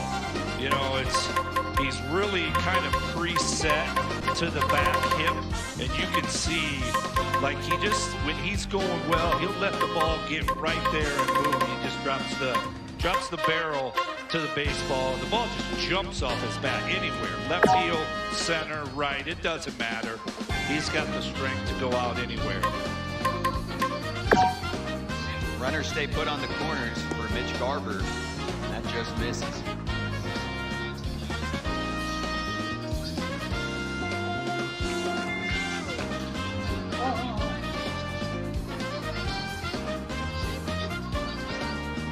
First 4 hitters were successful for the Twins in the top of the first.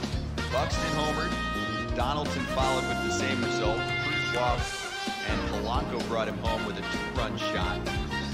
Here in the second, Cruz with a 2-run single. It's 6 for Minnesota. Garver struck out back in the first. There's the spray chart. So he plays to pull the baseball, and that's actually what his manager said he'd like to see. Use more of that right side of the field. Really hasn't gotten the other way too much so far this season. On his 3rd at bat yesterday, Scott, he hit a line drive, hit the ball on the screws to Nolan in right field. I remember Roy Smalley on the Twins broadcast. That was the first hard hit ball he's seen him hit to right field in 2 years. That's saying a lot. Like you said, Rocco was saying, just want him to get back to hitting. Not worrying about the home run, just putting a good swing on something and hitting it hard. And it doesn't have to be pulled. Yeah, it's hard not to look back at that 2019 and think of the possibilities for the Silver Slugger winner. 下着雨的神户球场，对。在福冈巨蛋打到腻了，所以换个地方。小宮山さん、現役時代にはいつも試合前に行う準備というのはあったんですか？そうですね、いつも同じような行動パターンで試合に臨んでましたね。なるほどね。やはりそういった準備がプロという感じなんでしょうね。You know, the other thing that Mitch Garver did well. He had enough.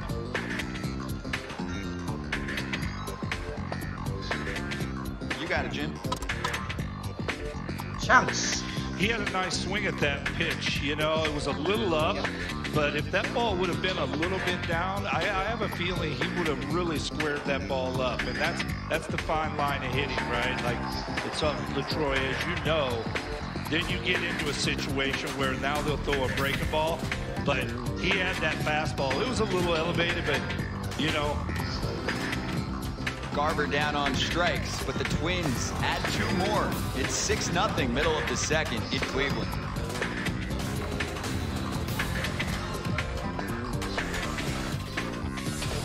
Now 2 down for Jose Ramirez. And it's swung out and hammered to deep right, way out of here. Number 6 for Jose Ramirez. Franmil Reyes has been getting locked in over the last 8 games, hitting .355. And it's swung on, hit high, hit deep to left, way out of here. Oh my! 3/4 of the way out the bleachers. We are tied at 2. Reyes swings and hits it, deep to left, forget about it. Another rocket.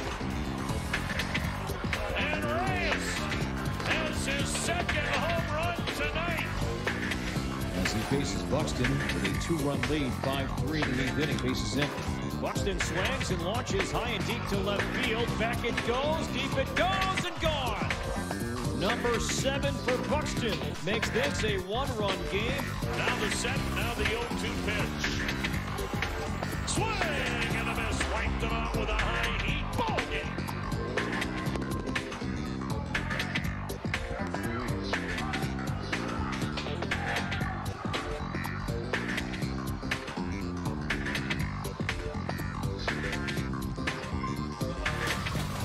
Nothing Twins, the MLB Game of the Week, live on YouTube, is presented by Google Pixel.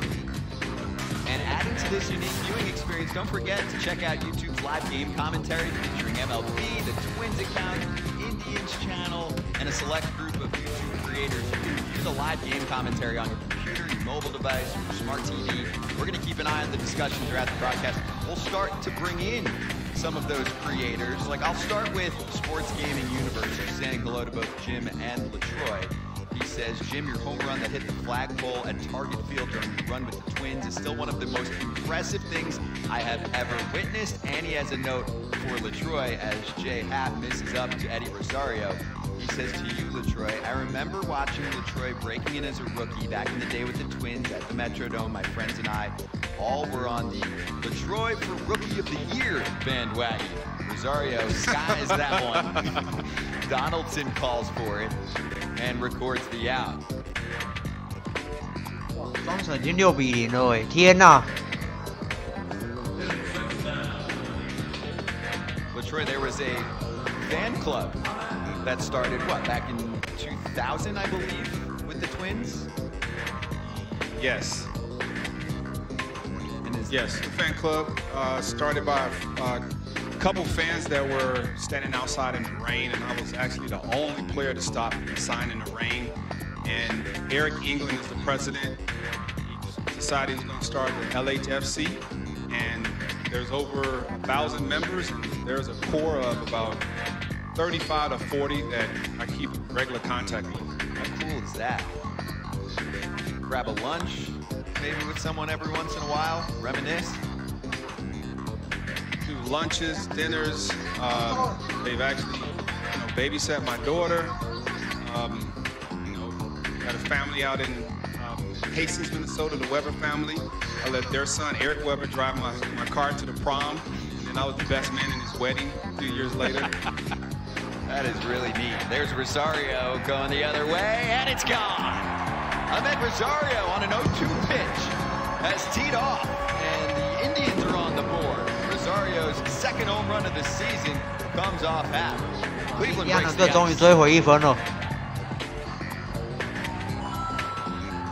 Another beautiful swing, fellas. That ball must be going out to right field at a good pace today. You know, the ball seems to be jumping that way. So it's what a nice, beautiful swing. Stayed on it, and it shot it out to right field. I like to see hitters stay on that fastball because that's the only way you can drive that ball to right field. As soon as that front hip opens up and they get in pull mode, that's a lazy fly ball.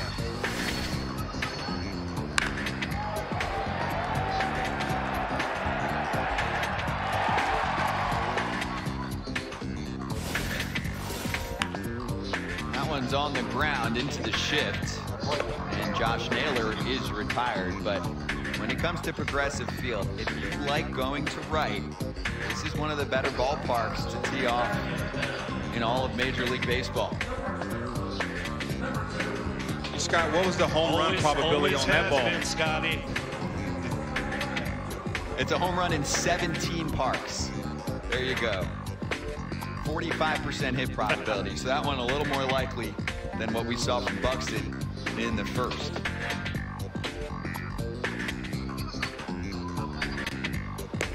Now it's Yu Chang.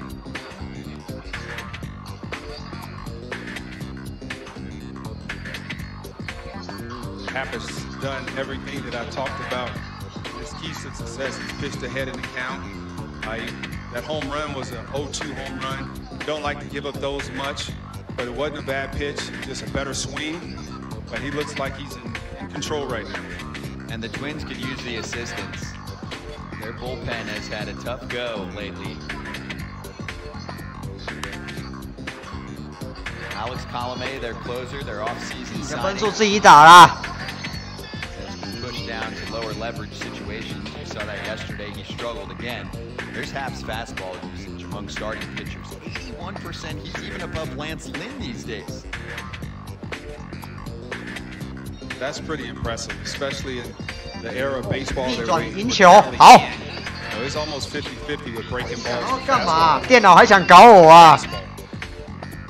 Polanco cleans that up, sits down Yu Chang, and Jay Happ gives up the home run to Med Rosario. That's okay. Bomba Squad providing plenty of pop on the Minnesota side today. 印第安人队只追回了1分，现在1-6，仍然落后5分给双城。 Leads off, check swing, ground ball, gets by Maeda. It's rolling out to second base. Arise, bare hands and throws him out. Arise, skillfully making that play. As Donaldson hammers one to left field and deep. Back it goes, deep it goes and gone. Donaldson first pitch ready. A home run to left, his first of the season. And the Twins take a 1-0 lead. Swinging a drive, left field and deep. Back it goes, deep it goes and gone. Twins take the lead on a 3-2 hanger to Nelson Cruz, a 2-run shot. 4-3 Twins in the third.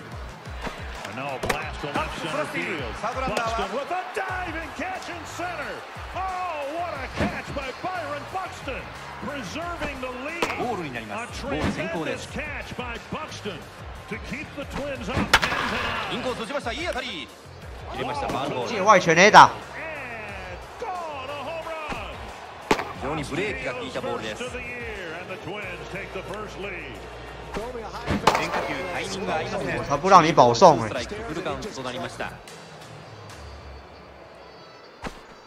際どいがフォアボールです。还是保送。これでワンアウト満塁。1回の裏、これからホークスの攻撃が始まります。ホークスはご覧のようなオーダーとなっています。Ready for the third inning in Cleveland. Twins up 6-1, and new to the MLB Game of the Week for the 2021 season is the YouTube Player of the Game.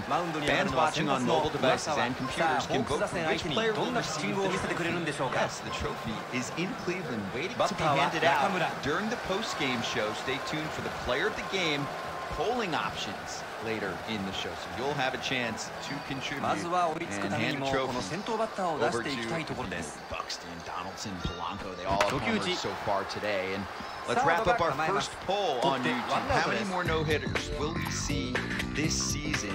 And the winner is 3+. So LaTroy, you kind of helped sway the crowd a little bit with the volume.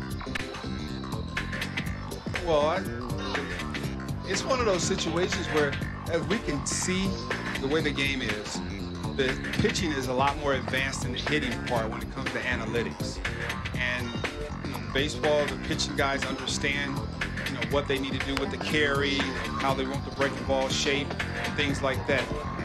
And that's going to help the pitchers be a little bit more advanced than the hitters. We hadn't figured out that hitting aspect yet. Excuse me, swing leads to a ground ball out. Brent Rooker is retired. And Williams Astudillo is coming up. Well, we're going to speak to one of the fine pitchers in Major League Baseball in the next half inning. Jose Barrios will join us from Cleveland. We'll have a chat, so YouTube creators, you know what to do. Load up your questions right now for Jose Barrios. We'll ask some of them live during the game. Astudillo. Oh, 又要开轰了，又要开轰了。 One down the line, and it's gone. Gone.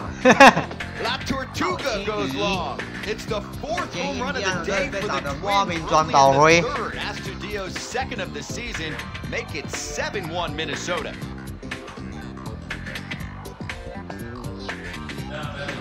Beautiful swing, Scotty.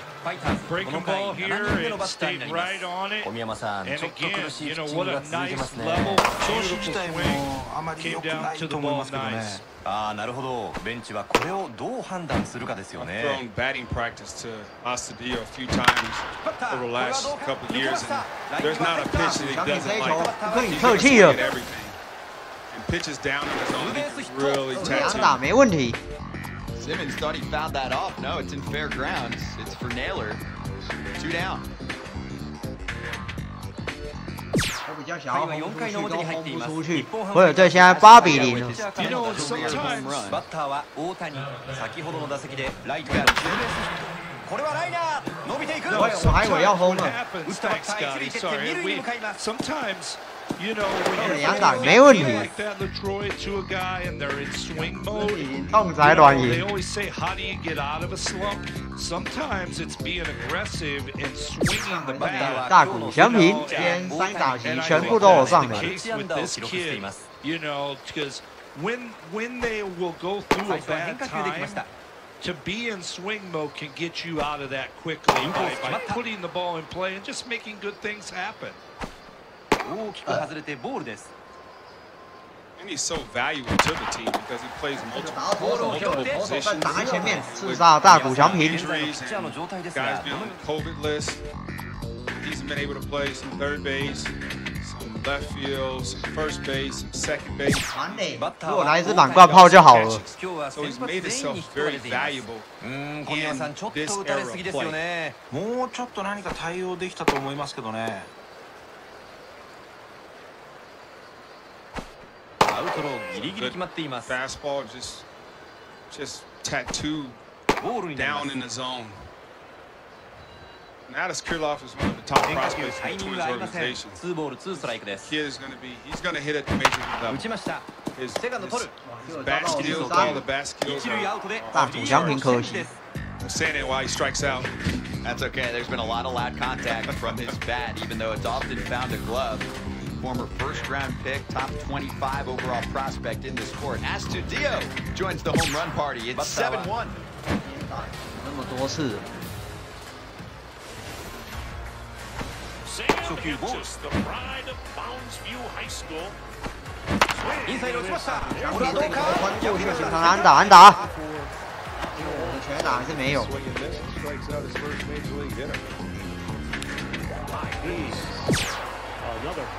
ハインドではありますがつないで流れを変えたい場面ここでホークス代打を送りますバッターボックスには代打のカニザレス外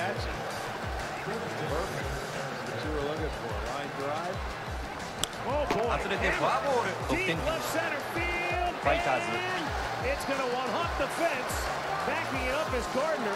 見逃し作戦ランナーは動けません試合終了残念ながらソフトバンクホークス敗れてしまいました西さん負けたチームとしてもこれぐらい一方的な方が逆に諦めがついて気持ちを切り替えられるといったこともあるかもしれませんねただねやはりね反省点は非常に多いと思いますね打点大活躍負けをぜひ次に生かしてほしいですね And the Indians come right back and take the lead.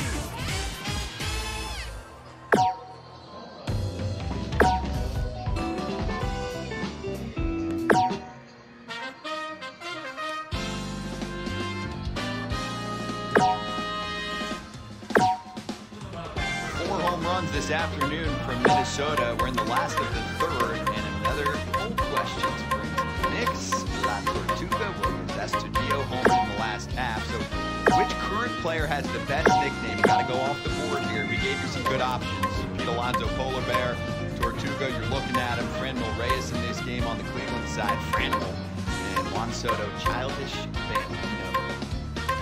Some great options in our selections a little bit later on as well, as Jay Happ gets ready to go in his third inning against 9-1-2 for Cleveland. It starts with Austin Hedges, and time to bring in our guest today. Jose Barrios joins us from the dugout. Jose, great to see you. I'll also let everyone know in the chat, YouTube creators, team accounts, if you have questions for Jose, let us know. Jose, good afternoon. Good to see you. How are you doing today? Good afternoon, guys. Thank you for having me today. I'm fine. How are you guys? We're great. You know what? I'm going to have you start us off with an answer to the poll question. I just asked everyone, best nickname in Major League Baseball. Can you go off one of the options, or I'll let you go off the board as well because you're joining us. What do you think? Best nickname in the game? Well, we gotta, feel they are good. I like mine myself, but, I enjoy much when the people go Astudillo like La Tortuga, because to me, it runs slow, but at the same time it's funny, so we enjoy when we heard that nickname. Well, your nickname is La Máquina, the machine. Where did that come from? Yeah, that's come from my trainers, because the way I work out, out of the field, that's why they call me like that. Hola, papi. ¿Cómo estás, Barrios? Saludos. ¿Y usted? It's LaTroy. How are you? Hey, LaTroy, Papa. Hey, good are you, man? Hey, I'm doing Tommy great. say hi to you. So, Tommy, I said hello. So, Barrios, what has been the reason? What has been the reason for your great start so far in the 2021 season? I'm glad to have that opportunity. Obviously, I've been working to be where we are right now, but we know we got more road to come, so we want to keep working on that. But right now, I think my mentally, my mindset, every day, every outing, and obviously, so what I've been doing so far, what kind of adjustment I have to do is getting better. So that kind of stuff, that I think it will help me through this, beginning of the season. Hi, Jose. Jim Tomey here. Congratulations. You've become such an elite pitcher in the game. Is there anything on the 4 days off that you've been doing to maintain this such an elite level, moving forward in your career? Yeah, I've been learning from the veteran guys. They always got a routine, so I've been working on that to create my one. So yeah, every day got a purpose on me. Today is like this is my day 2, because like two days ago already, but we got an off day, so we got to figure out and make an adjustment when we got an off day, another extra day. But yeah, every day got a purpose. Today we came to the ballpark. Today I throw long toss, then I do my weight room. So yeah, trying to work like if you're gonna pitch, with the same mindset, like give the 100%, and yeah, trying to work hard, but at the same time be healthy and fresh for the next day and next hour. We're hanging out with Jose Barrios to a worldwide audience on YouTube. It's a ball and 2 strikes to Cleveland leadoff hitter Cesar Hernandez. Twins up 7-1, and we'll bring in some of those YouTube creator questions. Actually, Mr. Spotlight today, Zach Campbell, joined us on the pregame, and he has a question for you, Jose. He says, what was it like pitching in an MLB game in Puerto Rico? I was there, and it was great to see you. That one to short. For me, Simmons that day handles it. For me that day was special. Obviously, I vision my country, from my family, friends, all that people. But at the same time, I enjoyed I spent there with my teammates, with the twin staff, my teammate, all that people. So I think that's the most the big thing for me. You know, I gonna take that in my, you know, for my, for the rest of my career in baseball, the way my teammate and the people from Minnesota enjoy those days in Puerto Rico. Yeah, that was a big bucket list moment, and you were fantastic. Yeah. It was awesome to watch. Here's one from Austin Kleshka. Jose, who was your favorite ball player to watch growing up? Oh, so yeah, when I grew up, I like Jose Barrios. Hasta luego, papi. See you, Luis. Twins up 7-1 after 3 on YouTube.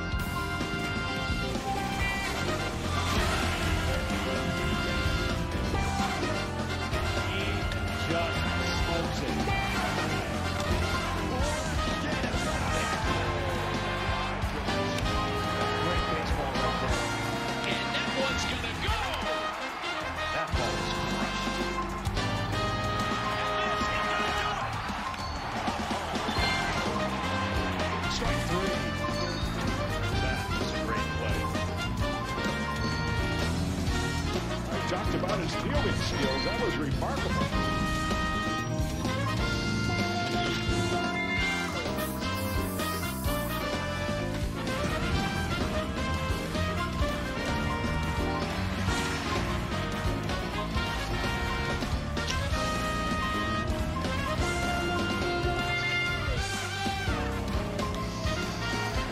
Something like this is what they came for.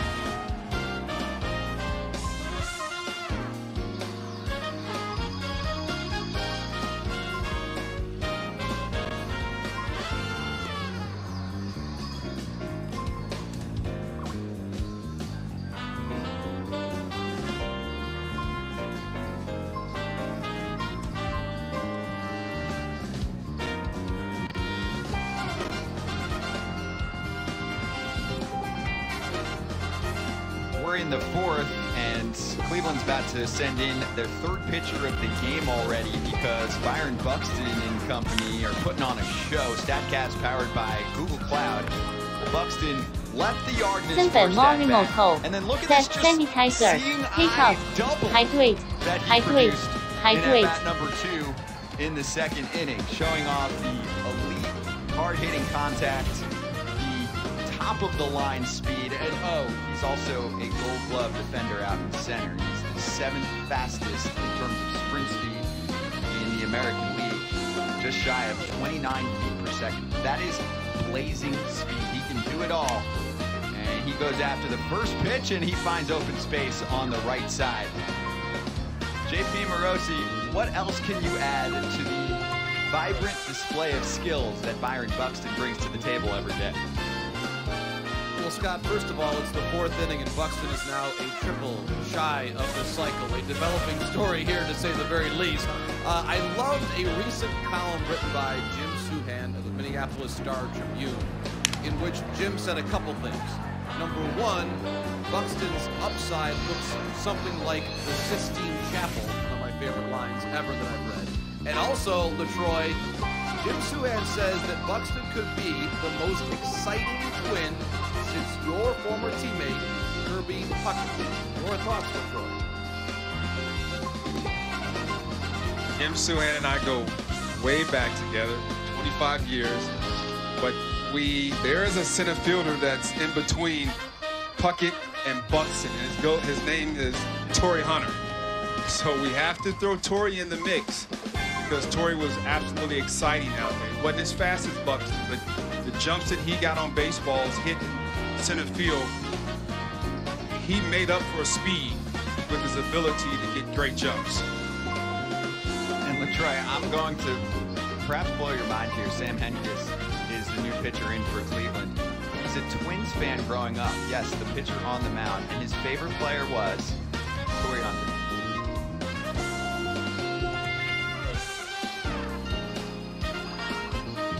Is he about 6'10"?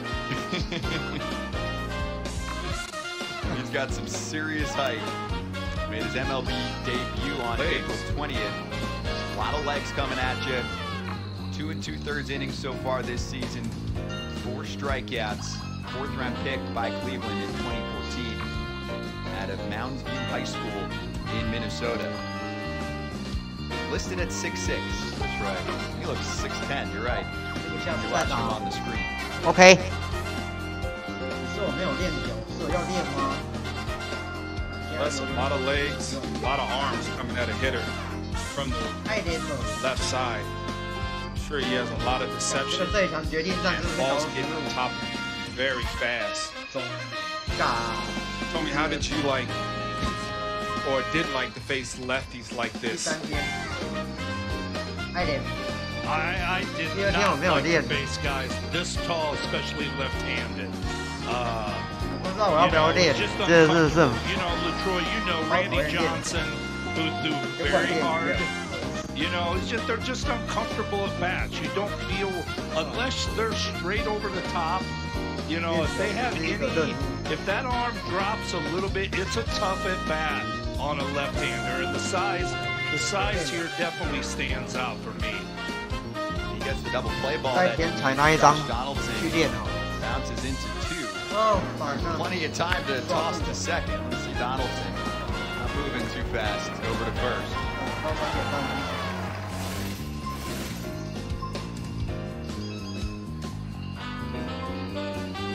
Two outs for Nelson Cruz. Jim, are you okay with that? I mean, this is a 35-year-old fiery guy, plays hard. He's making too much movement over to first base, though, on that ground ball.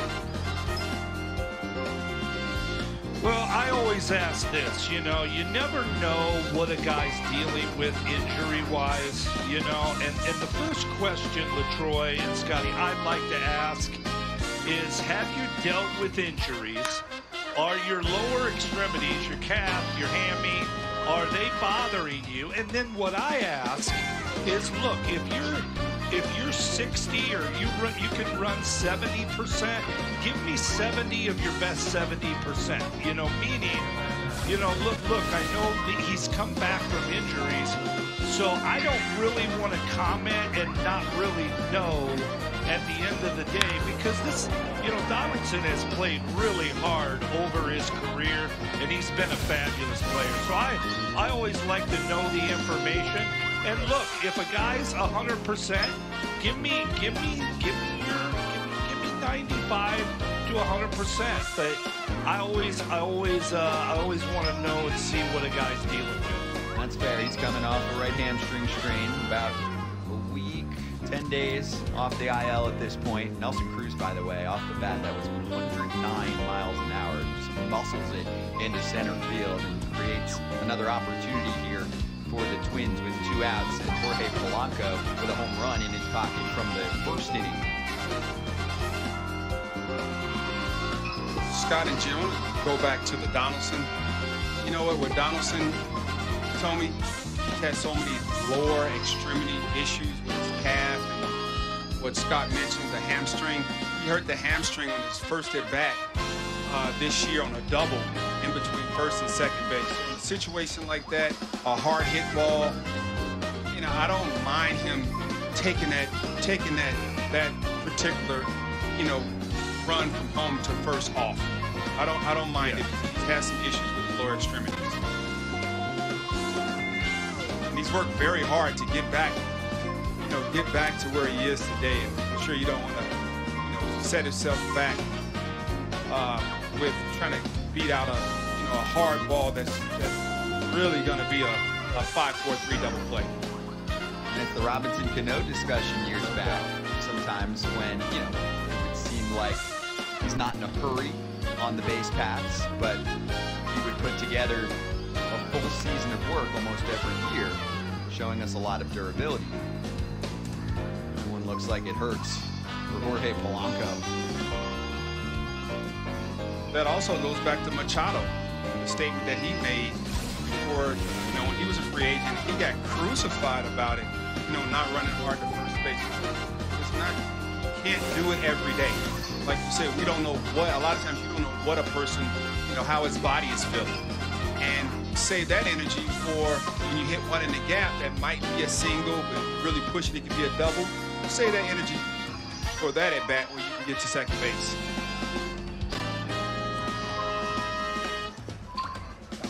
Polanco lays off, so that previous pitch, Jim, was off the right thigh. 30 squats this week, he's really gonna feel it. Yeah, there's no doubt. I mean, that's the little things of baseball that as you play this game and foul balls, or what catchers go through, or what middle infielders go through, like it all adds up. And that's why like LaTroy, you can attest this, like as an ex-player, you really respect how these guys go out and they play. I'm sure all of them are starting to get the little dings here and there that they're going to have as this long grind approaches. And it's the mentally tough ones, they survive in the end. Sam Hentges with a little paint to get out of the frame unscathed. It's 7-1 Minnesota, middle of the fourth. As we head to break, we take a closer look at Tristan McKenzie in this MLBPA infield chatter feature. Watch this. Remember this video. Go D-Mac! Because we'll come back to it in a moment. But first, we have to tell the story of this friend. He sent me a cool photo from up there with him facing the field. This is Tristan McKenzie. On August 22nd, he made his major league debut. 6 innings, 1 run, 10 strikeouts. I think Tristan and I became such good friends because he's a really outgoing guy. And this is Nolan Jones, Cleveland's #1 prospect. Last winter, Jones was rehabbing in Arizona. So was McKenzie. I've seen how hard he's worked the past couple of years. He's battled some injuries, and I was super excited when he got the call. I knew I couldn't win. Which brings us back to the video. Go T-Mac! One friend on the mound at Progressive Field in Cleveland, the other across the street atop a parking garage, determined to be there, even though he wasn't allowed. I definitely had my spot picked out and knew where I was going to be at 7 o'clock for Tristan's debut. The fact that you got the field is really cool. The picture he sent me is really cool too. That's the guy I know 100%. Real kind-hearted kid.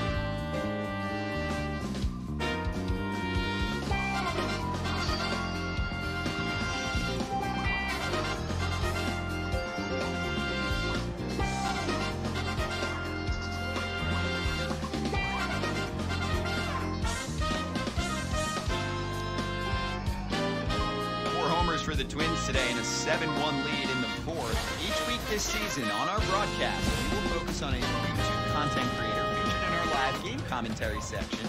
Today, our creator spotlight shines on Zach Campbell. Zach's channel features him exploring ballparks all over the country, interacting with players, and providing tips for fans on how to snag baseballs at a game. You are seeing that correctly. Over 11,000 baseballs caught by Zach around major league ballparks. That's an incredible number. If you had told me over 100, I would have said that's a lie. Over 11,000 is why he has a YouTube channel that is so successful and he's able to provide tips. We heard from him earlier. Zach, you're in the chat right now. Say hello. If you have a question for Jim or LaTroy or anything else, give us something good. He caught Alex Rodriguez's 3,000th hit. Mike Trout's first career home run. He's got some pretty valuable memorabilia. 3 misses from Jay Happ here to start the bottom of the fourth against Jose Ramirez. Can you imagine, Jim, catching over 11,000 baseballs around the ballpark? I think I'd be tired after 100 if I did that for a year. There's no doubt about it. You got that right for sure. There's a science to it, LaTroy, where he knows perfect spots where foul balls will often end up, and home runs as well.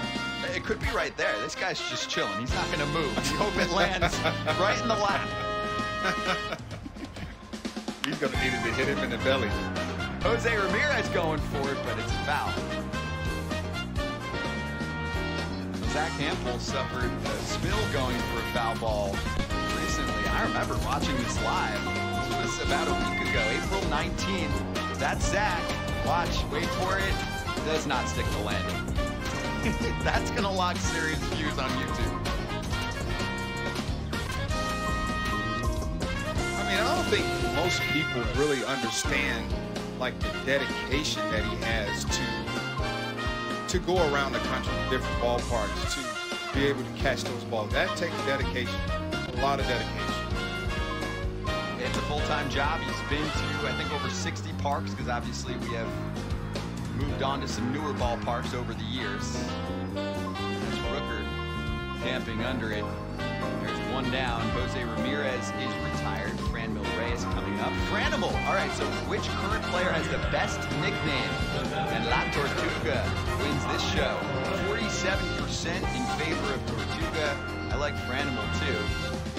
He checks in at 14.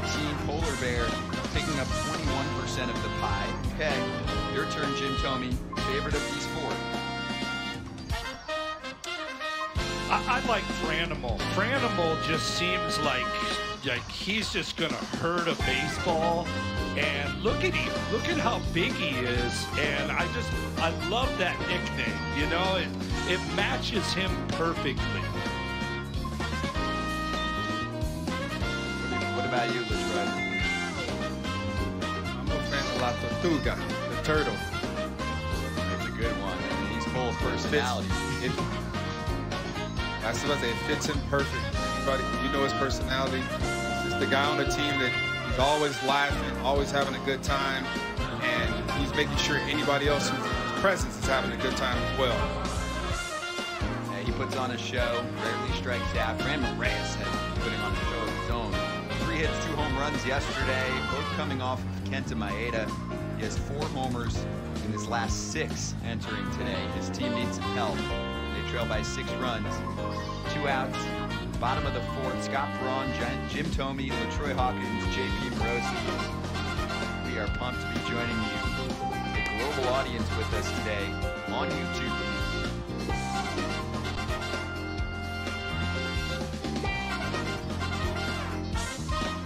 Eddie Rosario, former Twins left fielder for the last 5 years. Non-tendered and signed with the Cleveland Ball Club. And when you get traded or sign with a in-division rival, there's a lot of built-up anger, I'm sure, that you want to do so well against your former team. Yeah, he described it, I think, in a more kind way by saying it's like going up against or seeing your ex for the first time, LaTroy. You want to be well-dressed. You want to have your best day and show them what they're missing. Yeah, I'm sure he's waiting to go deep so he can do a somersault, flip his bat in the dugout. I'm sure he would do all those things. This is another guy, Jim, who swings at just about anything, and sometimes to his disadvantage, as pitchers often work outside of the zone against Rosario. But he's been in the league for a while. Do you think that's something that can develop even for a player that's this late into his career, or it might change his game too much? No, you know, I do. I think he can develop. Like, you watched the 2 swings that he swung there. They were out over the plate sliders, and his backside is kind of falling away. Hopefully he'll make that adjustment as he gets more experience. He's 0 for 2 today. Cleveland down by 6 after 4, live on YouTube.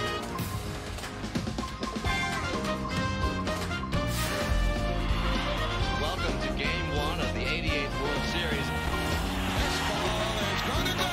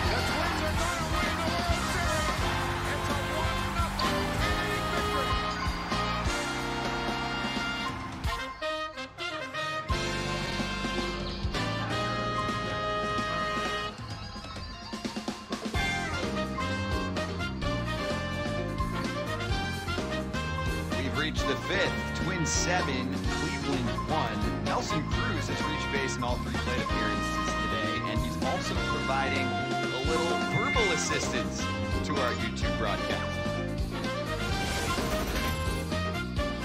I know something that you don't know. I know. I got the mic. I'm going to tell you. Polanco. What kind of Polanco? What are you doing? I was almost on second base. I was flying. Oh, safer! Yahoo! Oh, you! Face! What a Tortuga! What a Tortuga. Mitch Garver blasts that baseball, and it is gone. Wow. On cue. I can't wait to hear what Nelson Cruz said on that one. You can see him celebrating again in the dugout. Garver, after 2 strikeouts, this time blasts off for his 3rd of the season. It's a breaking ball, breaking down and in. Garver was able to get the barrel to that ball and hit it off the facing of the exit gate to Progressive Field in left field.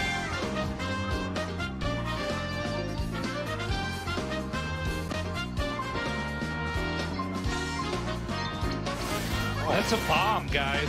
In that ballpark, that's a bomb. We talked about he's going to get hot. You watch. I mean, he's too good of a player, and something like that can just get you going from here on out. He's what a talented hitter. I know he's not started off like he's wanted, but boy, that's nice to see him get a good swing like that. 413 off the bat of Mitch Garver and Latroy. Keep up with it here. Is a home run in any ballpark. Gobbled up by Ramirez, throws across for the first out.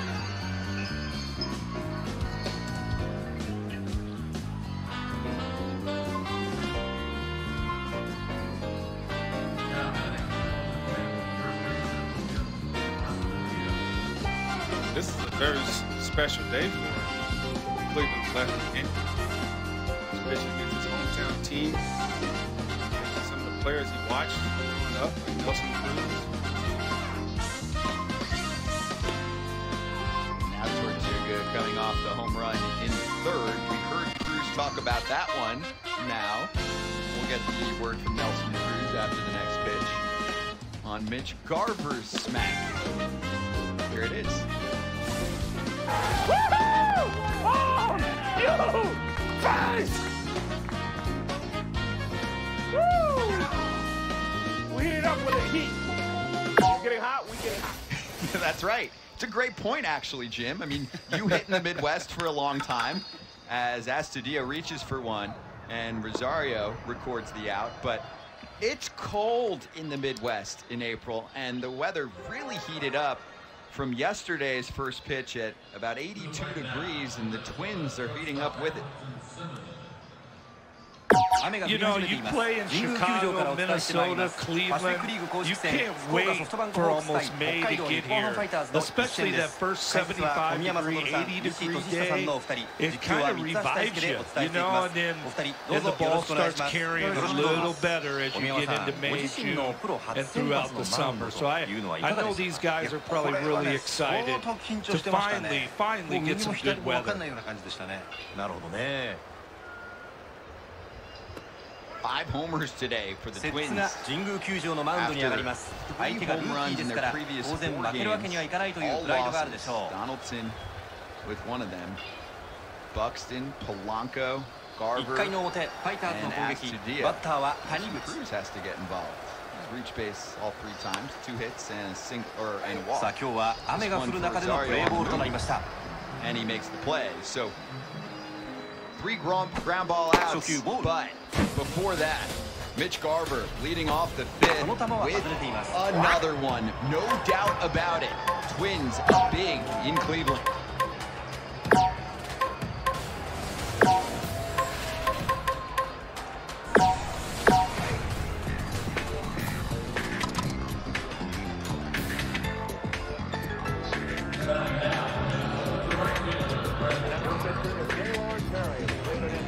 This stage was a strip ball.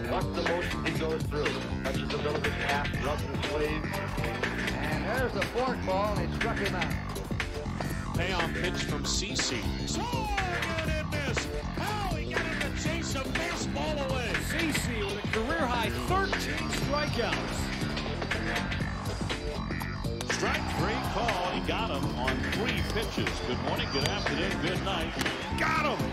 11 strikeouts for Cliff Lee. Cliff Lee continues his march to a Cy Young. The nastiest guy I saw all year was Corey Kluber.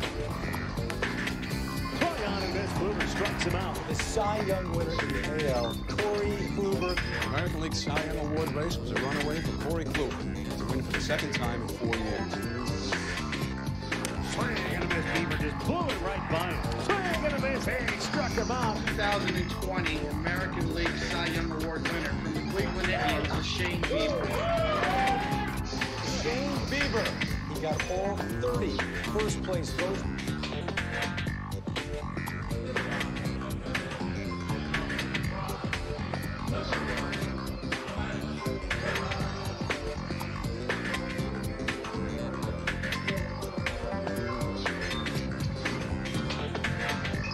Rosario, Naylor, and Chang due up for Cleveland in the home fifth, and new to the MLB Game of the Week for 2021, it's the YouTube Player of the Game. So if you're watching, mobile device, computer, wherever you are, however you're watching, vote for the player who should receive the trophy during the post-game show. Hand them the trophy. We'll chat with that player after the game, so you get to decide. Get involved. Stay tuned for the Player of the Game polling options coming up in a few innings here on YouTube. Scott Braun, Jim Thome, LaTroy Hawkins, and JP Morosi is stationed in Cleveland. Ahmed Rosario with a home run in his first at-bat of the day back in the second. Jay Happ starting to get on a little run here. He has retired 8 in a row, LaTroy, and working with a nice advantage. He's given up just that one run. That's the only blemish Rosario gets to him. He is coming off a lot of no-hit baseball against Pittsburgh. Rosario going the other way again, this time in fair ground, and he doesn't have it. Brent Rooker lined it up, but it's off the glove. Rosario's into second with a leadoff double.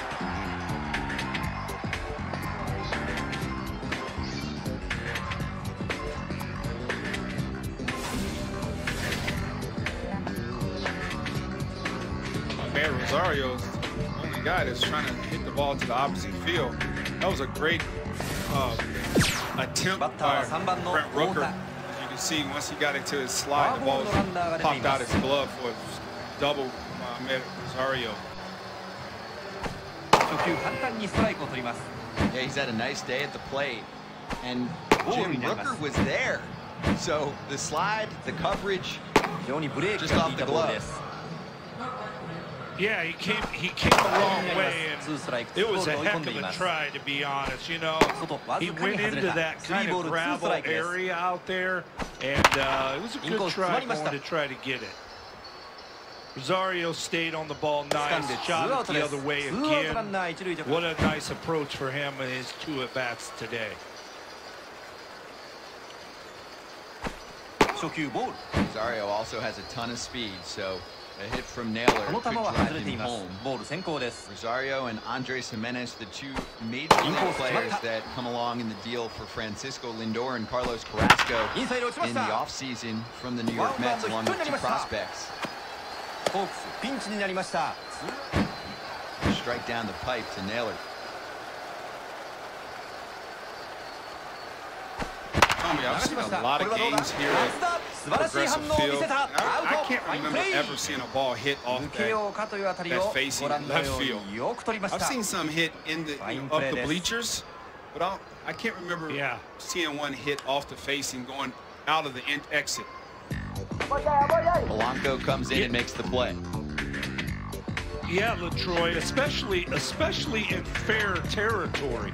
I've seen guys hit it foul, but never even hit that. Like, you know, like it'll go where that light sign is right there, the Miller light. I've seen them go under that, but never hit that facing. And I had always wondered, like, wow, would somebody ever clear that? Which I've never seen in all my years in Cleveland there. I've seen Manny go way, way up where Reyes went last night, and I've seen some long. I saw McGuire hit the scoreboard one night there, but nothing down the line like Garber did today. Pretty impressive shot. Nothing from Mike Napoli to that distance in his days. You know, I don't know, Scotty. Not to my knowledge. I think we'd have to ask some of the Indians officials, like if they've ever seen it. But I don't remember, to be honest, ever a ball going off that facade or that facing. Well, this is your ballpark, Jim. 190 home runs at Progressive, more than any other Cleveland player. Well, I was fortunate. I had a lot of really good hitters around us there in the 90s, and it was so much fun playing. Well, we played the Twins, LaTroy, and their club. The White Sox were in our division. They had some good offenses, and I will say this, you know, success is what's around you as well. You look at the Twins today; it's contagious. You know, and when one guy goes, you can all go, and that's what I remember of our, of our Cleveland teams there in the 90s. That we played the game hard, and when guys would get on a roll and that weather would start heating up, we just loved to hit in this ballpark. I love the statue out there too. Hey, there's Sandy Alomar Jr., part of some very successful Cleveland squads, and there's a pitch taken outside from Austin Hedges. So we just saw Yu Chang ground out and bring home Ahmed Rosario. It's 8-2. Here's Sandy, longtime coach here.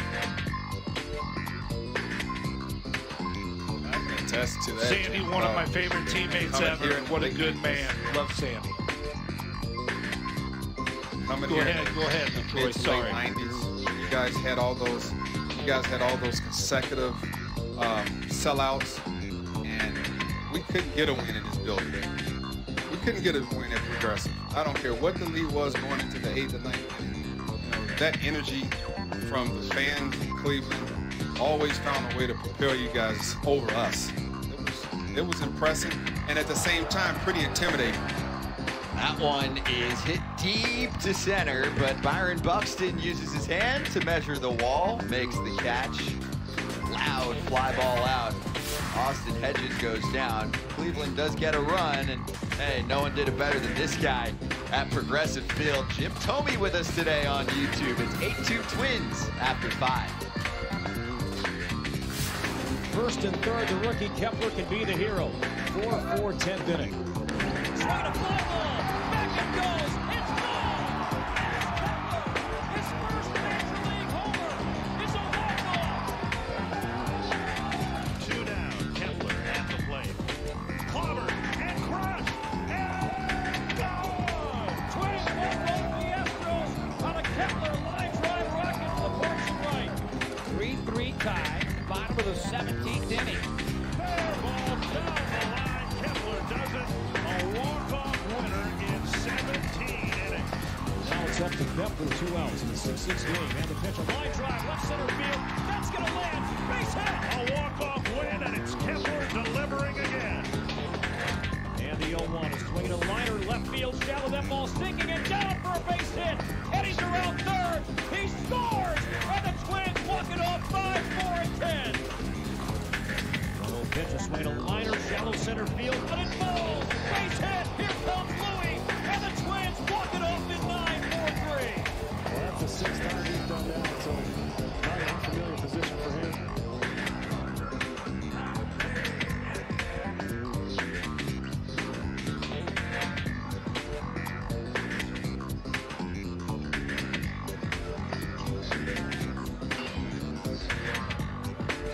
All season long, Major League Baseball will honor frontline and essential workers who continue to lift up their fellow citizens during the pandemic. Thank you, frontline heroes. COVID-19 vaccines are safe and effective. Join the team and get the vaccine to help get us all get back to doing what we love together. visit MLB.com/COVID-19 resources for more information. That's the stage, getting all set up for the NFL draft. JP, you're really busy out there in Cleveland, but I like your focus today, staying in the ballpark. But I know there's also a lot of action around town out in Cleveland, Ohio.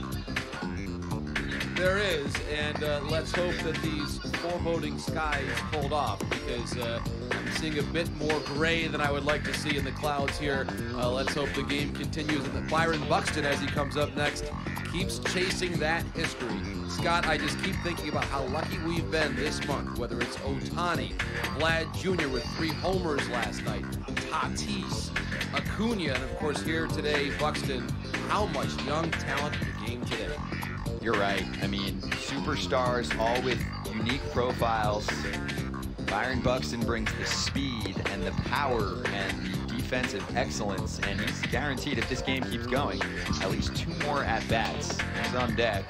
Alex Kirilloff behind in the count 1 and 2.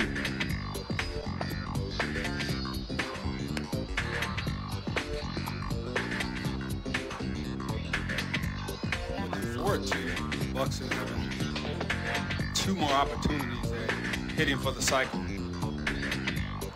Let me ask you this, Jim. Would you rather have a cycle or a 2-homer game? I'd rather go cycle. No 又是靠电脑帮我赢。哦。 It depends, like this, you know, the cycle you're getting. 真的是吓死了。 You know, is it a 2-hit homer game or is it a cycle? 帮我赢。 I mean, I'd rather have the hits at the end of the day. 他一直被接杀，一直绕赛。 So let's sum up the day so far for Buxton. First batter of the game, and he connects to the opposite field. Then this one gets by the infield, but it's Byron Buxton, so it's not a base hit. It's 2 bags. And then in the 4th, just your average single. I mean, so much speed. I think his feet almost move faster than what he's thinking sometimes. The quickness is just off the charts from the Twins leadoff batter, who chases strike 1. But you look at the last 5 cycles in Twins franchise history, as Byron is just a triple away. Jorge Polanco pulled it off back in 2019, and then you'd have to go back a decade before that. Buddy Michael Kadyr's on that list. Wide open. He's one of the few guys in the league that can beat out an infield ground ball. If it has to go deep, he will beat it out. Tendonitis in the patella, hamstring, whatever he has going on, he's still going to beat that ball out. And when you say tendonitis, JP, it gets me thinking about our conversation with Terry Francona this morning. What did he tell us? Well, Scott, we were asking him about Byron and just what a dynamic player he is. And, of course, he had a similar infield single last night. And there he goes again, by the way, stealing second base.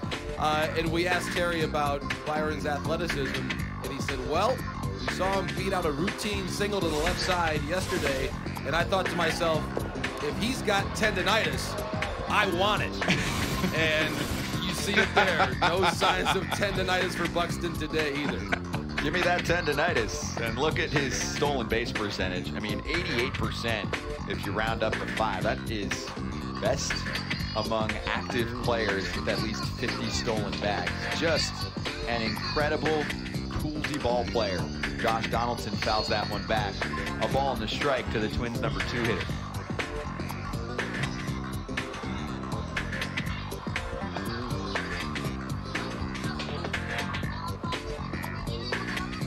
Tip your hat to Cleveland's pitcher. Jenkins came in and settled things down, giving his team opportunity to slowly, if they can, get themselves back into this game.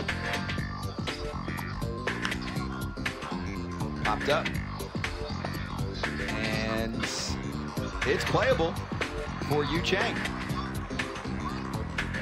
Still, you look at the top 2 hitters in the lineup for Minnesota today.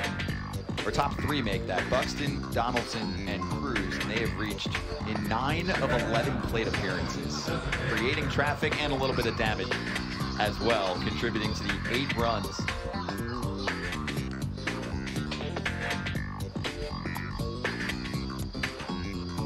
This lineup They've all had fabulous at-bats all day, no doubt about it. The lineup was constructed to do just this. Bucks bringing over Donaldson. We all know we're going to get from Cruz. Polanco's a very good hitter. He had hit well so far this season. Looks like he's starting to come around. And having Garver, Astudillo, just adding to that. They have a really good, solid lineup from 1 through 9. They have to continue to take really good at bats, and when a pitcher makes mistakes, they have to capitalize off those mistakes. There it is, your top 3 hitters in the order. 7 for 8, a couple homers. They've driven in 4 and scored 5 times. Buxton, Donaldson, Cruz.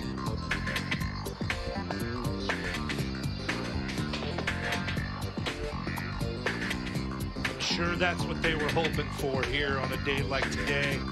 You know, the weather's starting to heat up a little bit, get warmer, and the bat's coming alive. And let's be real, Jim, it's time to go. I know it's April, and you can say, okay, deep breath. This team is 7-15, but the Royals off to a surprising start. You know the White Sox are going to be difficult. Cleveland brings that excellent pitching and a couple big boppers in Franmil Reyes and Jose Ramirez.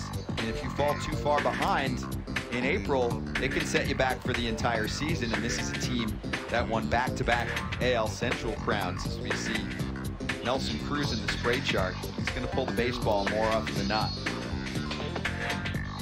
Yeah, there's no doubt. You can't win a championship in April, but boy, you don't want to get, as you said, you don't want to get behind too much. You could lose games. You just don't want to. You don't want to be consistent and have streaky losses. You want to, eliminate those quick. Yeah, the Twins trying to wipe away the bad losing taste they've had lately. Up big in the 6th.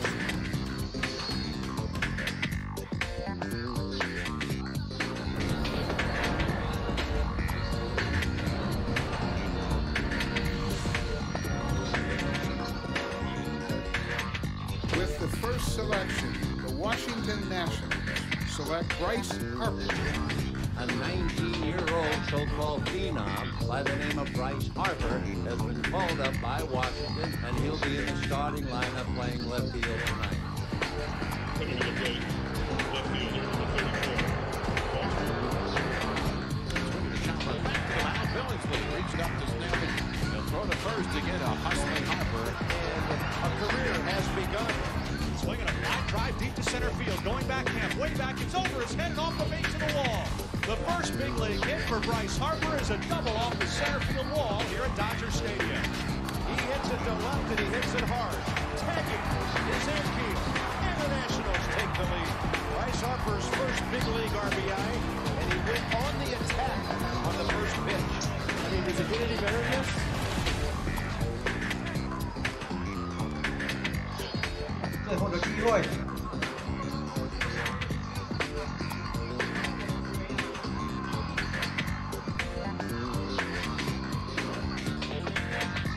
太好了，穿过去了，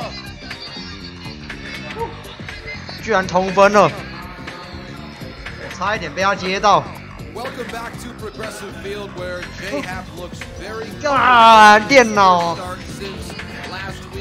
被电脑搞了。J-Happ, 38 years young, was in demand last offseason. The Angels, the Blue Jays, the Phillies all pursued him before he signed that one-year deal with the Minnesota Twins. And when you think about longevity, we are very privileged to be joined today on the broadcast by 2 players, LaTroy and Jim. Both of you, of course, played till your age 42 season.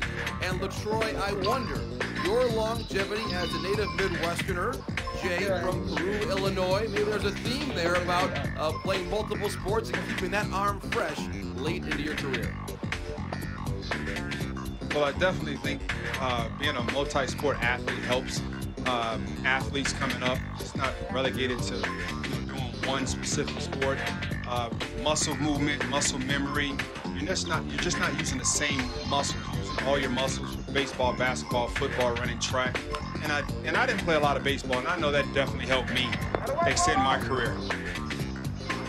Hernandez bounces out. One down in the bottom of the 6th. He's put away by Polanco.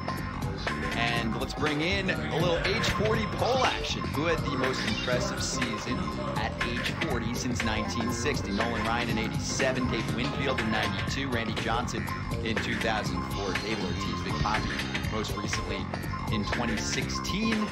Vote now on YouTube. Results a little bit later on. And I will ask our friends here as well in just a moment. Jordan Luplow, number 2 hitter for Cleveland. Okay, pick one. Age 40 season. Who did it best out of that group, LaTroy? What do you think? I'm gonna go with my buddy and good friend, Big Poppy. His 2016 season at age 40 was, the best I had seen at that time. He led the majors with a 1021 OPS, over 1,000 at age 40.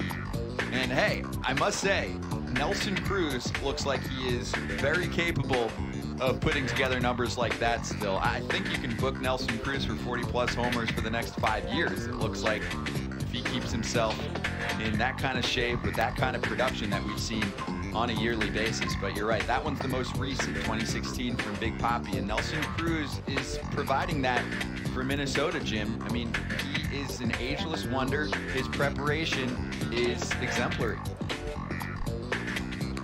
It is, and it's a testament to him on his conditioning and the fact that he's just, I think at the age of 40, you kind of know the game, what guys are doing to you, and I would say it's getting into a good routine and understanding that routine every day, what makes you successful. And the days you have off, right? Like, excuse me, off days are so valuable to recover and rest as you get into your S3而已是有什么用？ Nelson Cruz and guys that reach that age do it very well. So would that be your pick too, Jim, for the age 40 season that you've seen done best? I mean, 2016 most recently from David Ortiz, or are you going to go somewhere else on the board? I would say Ortiz. That year was incredible, and what he did, as an offensive player, watching him was just so much fun. And I'm a big Poppy fan, so I just love him. How he represented the game, and he's a good man. He's great to kids, and another guy that really took care of himself and had some great years. Jose Ramirez flies out to center field. I will add this for everyone getting involved in the poll. If you go with Nolan Ryan, it's not a bad option. He led the league in ERA and strikeouts that year in his age 40 season. And he pitched 6 more seasons after that, by the way, too. So if we do a poll for age 41, 2, 3, 4, etc., Nolan Ryan would be on the list. Scott Braun, Jim Thome, LaTroy Hawkins hanging with you on YouTube. And this is Franmil Reyes.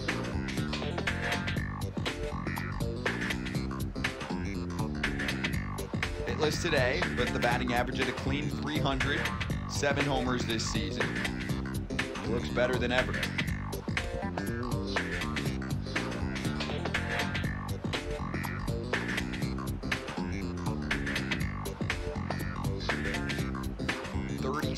Home runs back in 2019 for Franmil, 25 years old.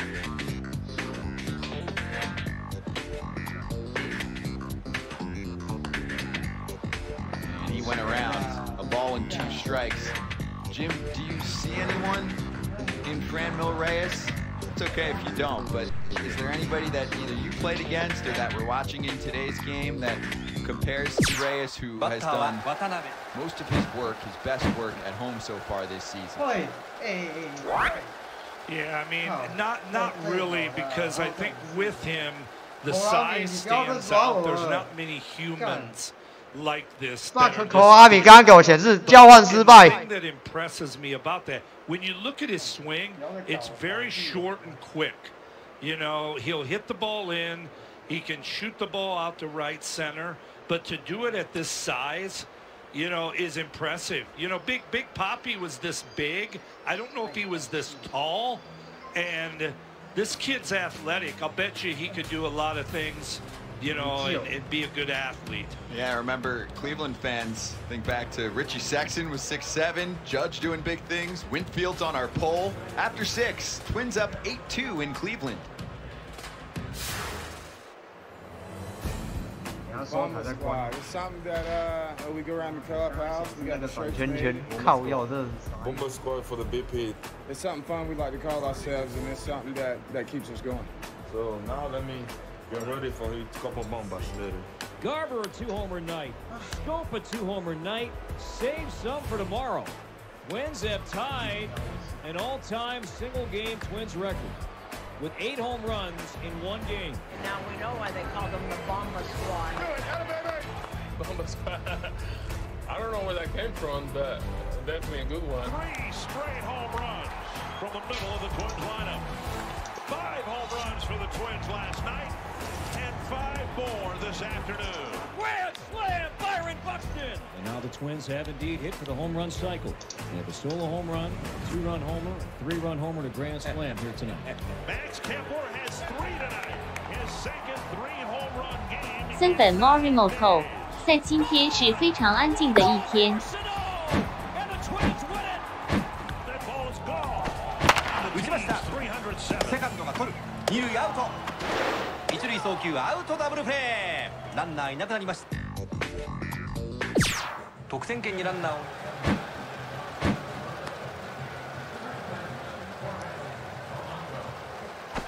初球ボール。We're into the 7th. Twins have 5 home runs and 8 total across the board today. And Cleveland with just 2. Shane Bieber, last year's Cy Young winner, providing some audio for us today, which we appreciate, and we have more. You got anything self-incriminating you want to say? You want to get some off your chest? Wiggity, wiggity, wiggity. Yeah, we won big yesterday. And my little brain can't handle all that. Hey, there's a ton of personality from Mr. Bieber. I love it. We appreciate the access he's providing today. And there's many ways you can go, Jim, but Shane Bieber choosing to tell some of his friends in the dugout that he's mic'd up, which also can provide some fun responses. Yeah, absolutely. Smart teammate. We used to, you know, you'd always look on a guy's jersey and go, are you mic'd? Are you mic'd? And, you know, if they didn't tell you, we'd give them a little bit of a hard time. But that's a good teammate, isn't it, LaTroy? Yes, it is a good teammate, letting everybody know, hey, like you said, don't say anything incriminating.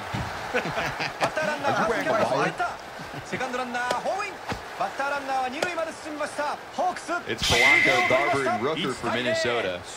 I mentioned 5 long balls today from the Twins. Sam Hentges returns to the mound for another inning of work here. And delivers 94. That's fouled off by Jorge Polanco. StatCast powered by Google Cloud take us back to Polanco's first inning 2-run blast, 106 miles an hour off the bat, a projected distance of 426 feet. The Twins picking on left field today at Progressive, and that one skips by Ramirez and Rosario. Polanco reaches here in the 7th. You hit him a changeup, LaTroy. I was wondering, you can give 2 errors right there. Ramirez is usually pretty sure-handed, and he made it possible to go through the 5-hole with both guys. Right between the wickets. I've seen a baseball get past 2 ball players. I can't, off the top of my short memory, recall it going past 2 ball players through their legs specifically. It's probably a first. I guess Ramirez will see something else. Yeah, I think Ramirez thought that ball was hit a little harder, and then and then the other one got through. Maybe maybe he couldn't see it. Who knows?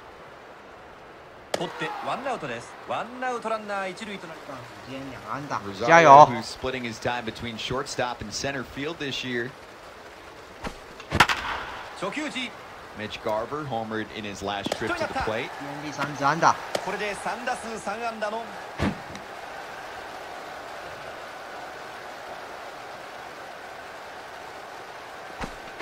Garver also doing a really nice job catching Jay Happ this afternoon. And what gets overlooked about his 2019 31 homer season is the fact that he made significant strides behind the plate. He is one of the best pitch framers in Major League Baseball, catching strikes that are just on the edge of the zone and sticking them with the glove and making sure that his starting pitcher or reliever gets the call. Garver has definitely worked very hard at being a better catcher, framing. His presentation has gotten way better, and him calling the game has gotten better also. And him blasting home runs looks really good today. Mitch Garver, circa 2019. There he goes again. It's a 2-home-run performance, doubling his total on the season to 4. And the Twins have a double-digit run day.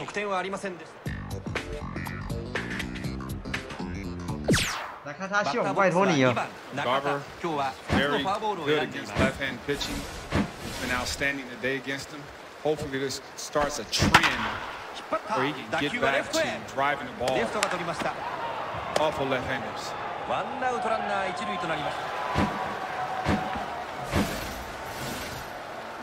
What a night.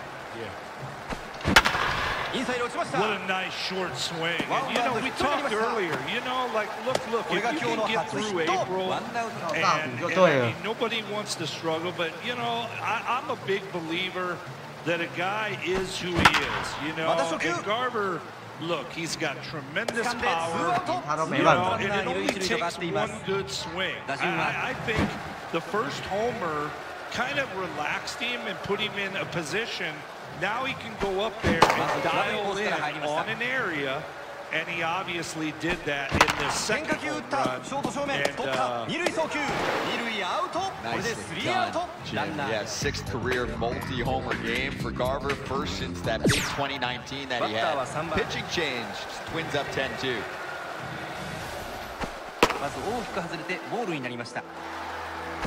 Fans are very important. Fans are everything. You want to play for those people. That's one of the biggest part of the game. Fans. Because the adrenaline, they give us an extra boost. Kind of get nervous and right now. I grew up being a fan when I was a kid. The cheers when we're doing well, the boos when we're not doing well. Hearing a cheer for a strikeout, that's going to be almost like a brand new feeling again. When I see the fans, my energy is kind of like crazy. And even the smell of hot dogs and stuff, the whole atmosphere is just really needed. It's a great day today. Players, staff, everyone here with the Twins could not be any happier to welcome you back to Target Field. 10,000 fans don't feel like 40,000. It's going to be a very special moment for us. ホークス追加点4対0なおもチャンスが続きます。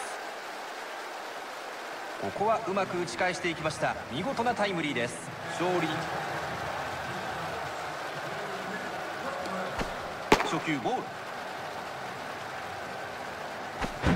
打ちました。バット強い当たり弾いた。セカンドランナー三塁を回った。セカンドランナーホームイン。ホークス1点追加します。ここでホークス。You can go behind the scenes, watch exclusive interviews, and learn more about your favorite players on the Minnesota Twins YouTube channel. Head to youtube.com/twins and follow the Twins today. Following the Twins bats today. Well, you've been happy. 10 runs. Homer after homer. 6 total now. Franchise record is 8. Got a shot. Brent Rooker batting against the new man on the mound, Nick Wittgren. Welcome back to the Big League Ball Club. Wittgren activated from the paternity list today. Him and his wife Ashley welcomed their second child, a son named Camden, on Monday. Congratulations to Nick. He also turns 3 years old tomorrow, going up against Rooker, who is hitless so far this afternoon. Scott Braun, Jim Thome, LaTroy Hawkins, and JP Morosi is at the ballpark today. And that pitch misses wide. Think LaTroy or Jim, I feel like the answer will be yes. You play for so long, you know you have children, but neither of you spend time on the paternity list while you were a player. I'll start with you, LaTroy. They didn't have the paternity list when Jim and I were playing the game. You had to run home, see your kid, and then get back to the game. And my daughter was born in August the 16th, 01, and we were actually in Cleveland at the time. I remember flying from Cleveland to Dallas, spending a day and a half there, and getting right back to Cleveland, finish the series. For me, my kids are November and December, so I did not have to leave the ballpark and go. So I was we had off-season babies. You timed it well, Jim. Brent Rooker strikes out, and 1 down in the 7th. Astudillo coming up against Wittgren, and here's the strikeout pitch.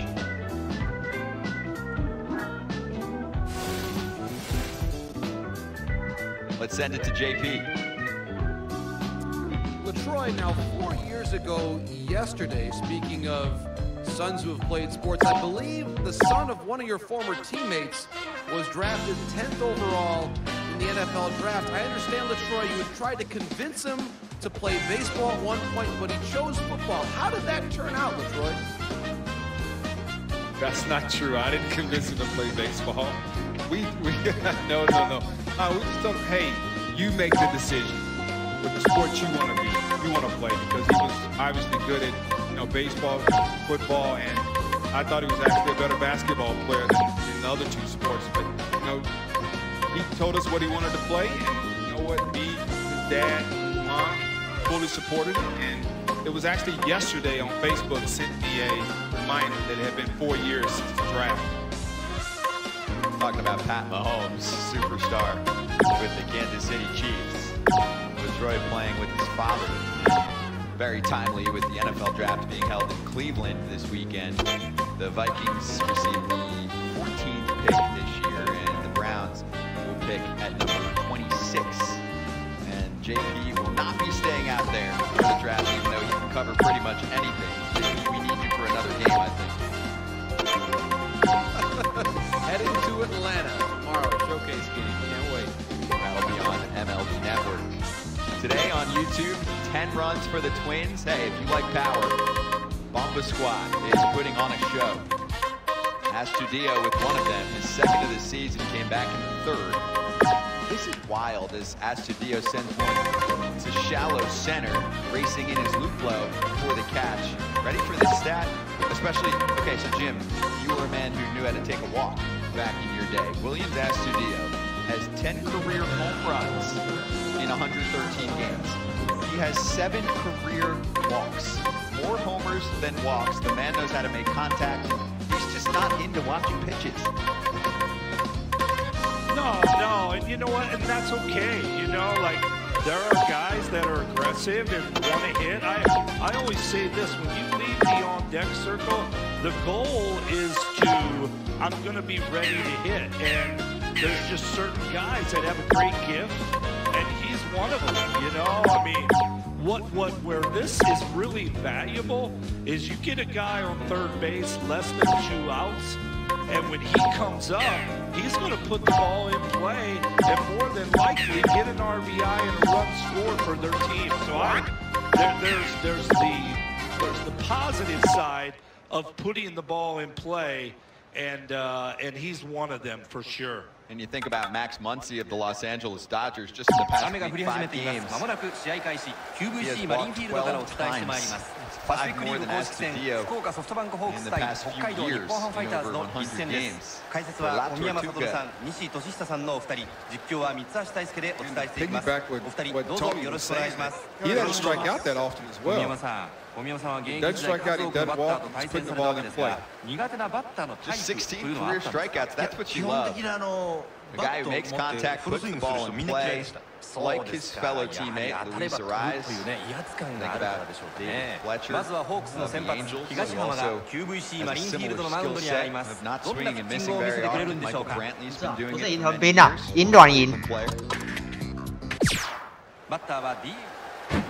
刚刚在看那个赖的讯息，看到那个社群在讨论的东西，顺手就说出了横滨2个字。没有，没什么。There's no doubt the kid enjoys playing the game, and that's so refreshing. Simmons to the right side.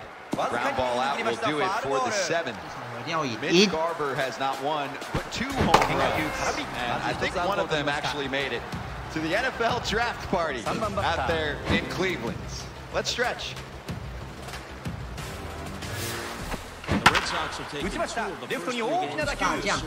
左外野，被接杀。摩他台戏复棒。 They sweep Kansas City and shut them out. 10 in a row. 変化球で空振りを取ります。3アウトチェンジ、ランナー出ました。They have a 15-game winning streak. They've won 20 straight games. 1 out away from making history. It's over. 21 in a row. The Cleveland Indians have 7. セーフ！终于盗垒成功了。盗塁を決められてしまいました。刚用谁盗垒啊？207传果然够快。落ちるボールはこれは外れています。ボール先行です。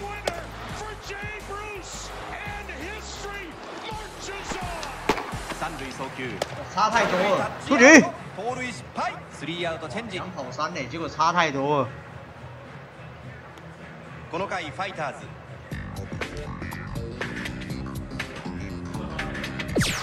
さあ1番に戻って。Google Cloud is helping to power stat pass. 过去没接到。 Data points to reveal new insights, taking you deeper into the game than ever before. Google Cloud is the official cloud technology of Major League Baseball, and they help us out with StatCast. Google Cloud. This is unique because Eddie Rosario loves pitches out of the zone. We took all the baseballs out of the strike zone that he has turned into knocks, most in baseball since 2015. And here he is swinging at a pitch above the zone. Jim, do you cringe because you knew your zone so well and often stayed within it so that wow, 靠腰！说我不让了。 Scotty, I struck out. 打金子一大。 To be honest, and there were times that I would chase, and I think when there's a nice hit to right field. Yeah, that's hard contact pass, Polanco. 見事なホームランです。 Yeah. So you know, I think you kind of go through the ups and downs. You know, where you'll get into chase mode. I mean, obviously, when the ball's in the zone, he's gonna square it up, and he's a really good player. You know, it takes experience and time. I think the ceiling is so high for Rosario just because he loves playing the game, and it's nice to see how he attacks the baseball and goes about it. Cleveland's best hitter today at the plate. Ahmed Rosario, a home run and a double in his 2 trips. Both of the Cleveland runs.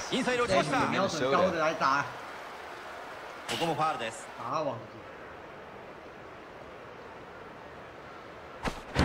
he fouls that one back. Give us another slugger who hits the baseball out of the zone and just doesn't care, JP. Well, Scott, here is another player who likes to swing the bat. Javier Baez. Check out these numbers for this season. 35 strikeouts, 1 walk. 35 strikeouts, 1 walk this year. Javier Baez, who, by the way, Scott, still ranks as an above-average hitter by OPS+. Wow, how about that? The slugging percentage for Javier Baez, showing off what he can do. Andrelton Simmons makes the catch. That's out number 1 in the 7th. And let's pay off the ball. Most impressive season at age 40 since 1960. And the crowd going along with our choice, David Ortiz, 37% in 2016. See, I helped out Nolan Ryan there, I think, with his 1987 numbers. Led the NL in ERA, 276. Led baseball in strikeouts, 270. That was a close race between Ryan and Ortiz for the best age 40 season.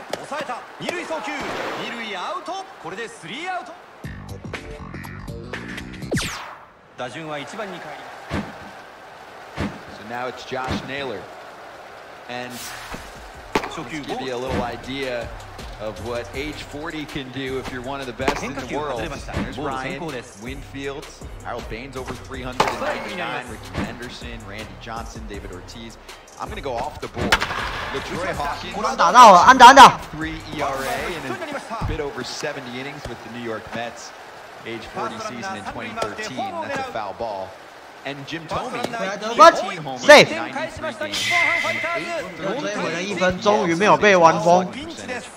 Back in 2011, 这是长打。 and you played for these two teams in 2011, both Cleveland and Minnesota. Yeah. 小宮山さん、ここは抑えてリードを守らなければなりませんね。インサイド打ち上げました。セカンドランナーホームイン。ファイターズさらに警戒しました。4対2になりました。ここはうまく打ち返されました。得点を許しています。You know, also kind of knew on those days off to help take care of my body. Secondのフィルダーチョイスになりました。 4 to 5 days a week instead of 7. Josh Naylor to left field, drifting over his Kirilov to make the catch. And there's the second out. And you can see Nelson through his routine, and he often will check out the tablet, look at some video in between at-bats, which JD Martinez does so well and wanted video back. The access in the dugout, which has made the DH spot so valuable for the Red Sox. 追回1分，3比4。もうこれ以上点はやれません。厳しいコースだったんですが、太可惜了，差那么一点点。ここで1点差まで詰め寄られました。ここで打順但并没有冲回来成功。现在大谷2刀流。 Jamie Moyer's last game in the major leagues came at the age of 49.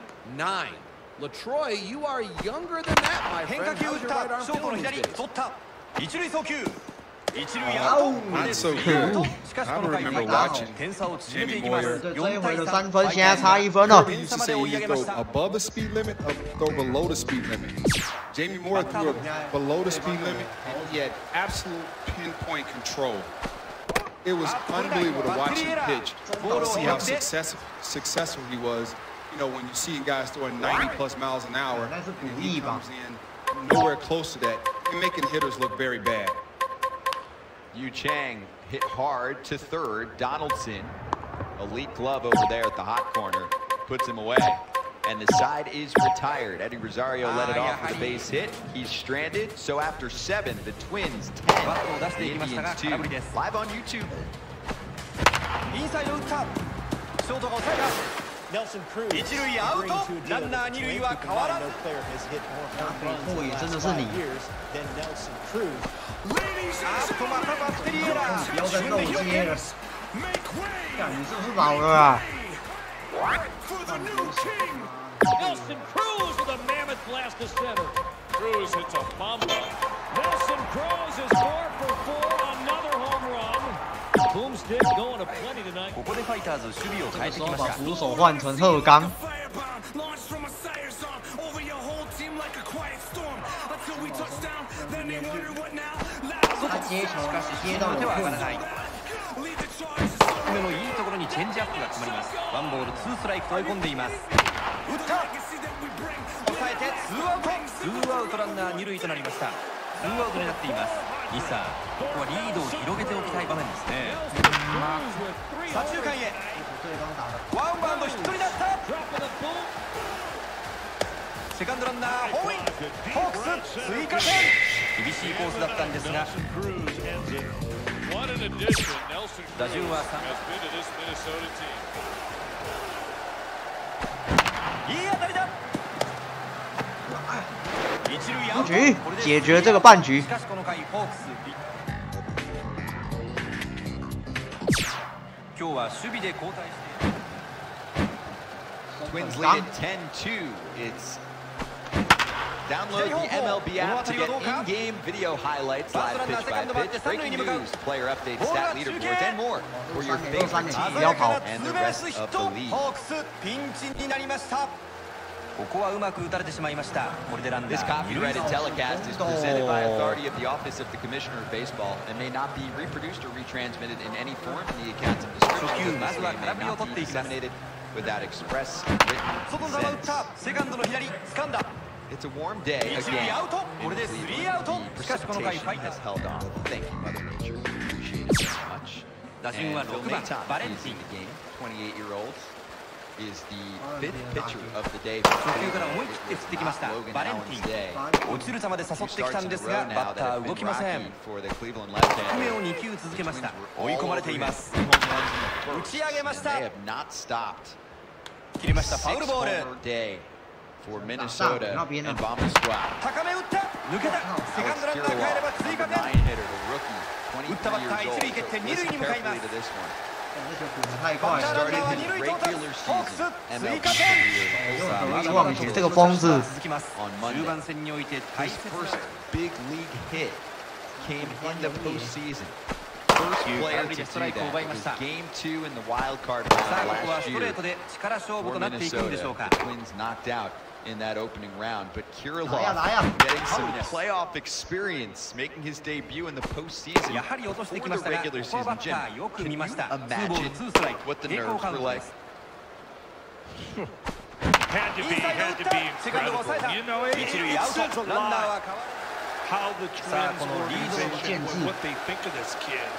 To put him out there in a situation in playoff atmosphere, you know, they have to be very high on him, and it's you know, to do that, you know, I could only imagine the emotions that were going through this kid's head.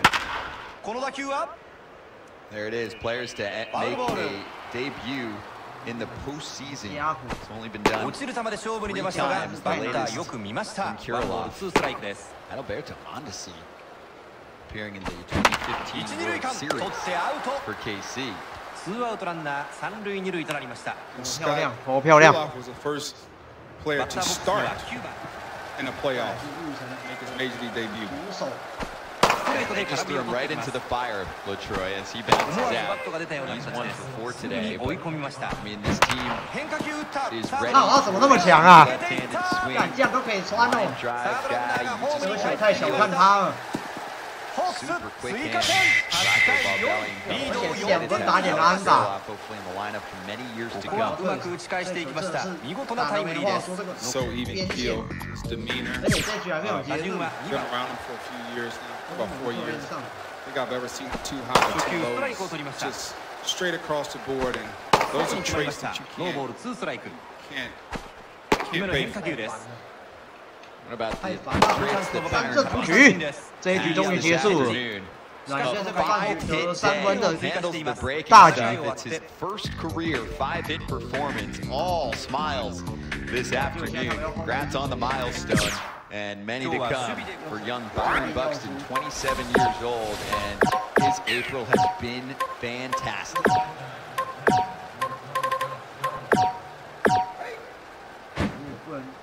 You know, this kid just, I mean, we talked earlier. I mean, everything he does is so impressive, and, you know, it's just, He's only going to get better, LaTroy. The sky's the limit, and it's going to be. The league is going to know about this guy. I know they know about him now, but he's just going to keep soaring through baseball. It's fun to watch.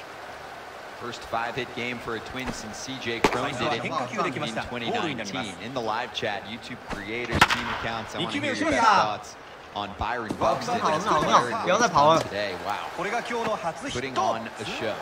Josh Donaldson with Buxton at second. And that's back to the pitcher.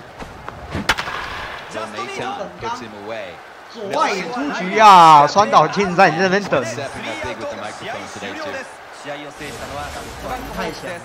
今日は西さん打撃で通しましたね。本当ですね。打線がよく頑張りましたね。よく打てたと思いますね今日は。本当に打線がつながったゲームになりました。勝ったホークス大きな今日は勝利になりました。一方のファイターズですが痛い敗戦となってしまいました。ご覧のように今日のゲームはホークスが見事勝利を収めています。今日の解説は富山悟さん、西俊久さんのお二人でした。どうもありがとうございました。ありがとうございました。 この辺りで QVC マリンフィールドから失礼いたします。 Veteran conversations going on with Nelson Cruz. He also has that favorite phrase, LaTroy, after every home run. We've been hearing it. He's probably going to go viral with his one-liner to his twin teammates. 这场比赛双团队几乎是大。 You know, and he's like that. 已经第8局了，要不用看了，要休息。 Nelson. 刘森克今天3支2，2支安打跟2分打点。状况实在太好。 Keep the guys hyped up. Keep the energy. He is not just sitting over there, you know, just minding his own business. He's making sure everybody's engaged, and he's keeping the guys laughing. He's been entertaining us today, and he's reached 3 times this afternoon. He turned 41 years old. Talk about Buxton. Talk about Buxton. How many at bats 一直输给同一支球队 does a hitter need to start making those strides that to reach his potential? And I've heard, you know, 1,500 to 2,000 at bats. That's when guys start to really figure it out. How many at bats do you think it is? 前一天看过，真的是很强，拿正头，然后自己的分数都自己打回来。 You know, 2 years. I think playing a two full seasons in the big leagues. I think you start to get comfortable. I think you still are making adjustments, but you know, some guys it comes a little quicker. Some guys it takes a little longer. Like there's no timetable when somebody's going to reach their potential. But you look at all, like with Buxton, you look at the overall dynamic of his whole game. I mean, it's, you know, it's hard telling how much even better this guy's going to get, you know, and baseball's going to notice very quickly. You know, right now, he's putting himself in that category where if he keeps it up, you're going to talk MVP. You know, I know it's April, but this is impressive to watch. He might earn himself Player of the Month. 438 batting clip so 他 far this season. It's baseball and slugging percentage. It's 5 hits today. And LaTroy, 1,444 career at bats. So he's getting right around to that sweet spot that you were alluding to. Nelson Cruz with a slow roller, and he will be retired. So the 8th inning is clean for the Cleveland pitching side. The Twins, though, say that's all right. 6 homers, 10 runs, have a day. Middle of the 8th.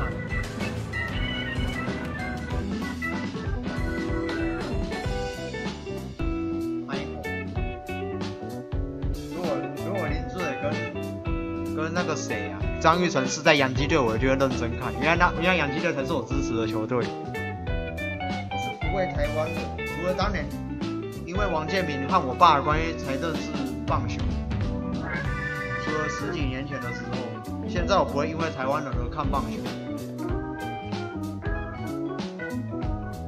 想想我以前也是不懂。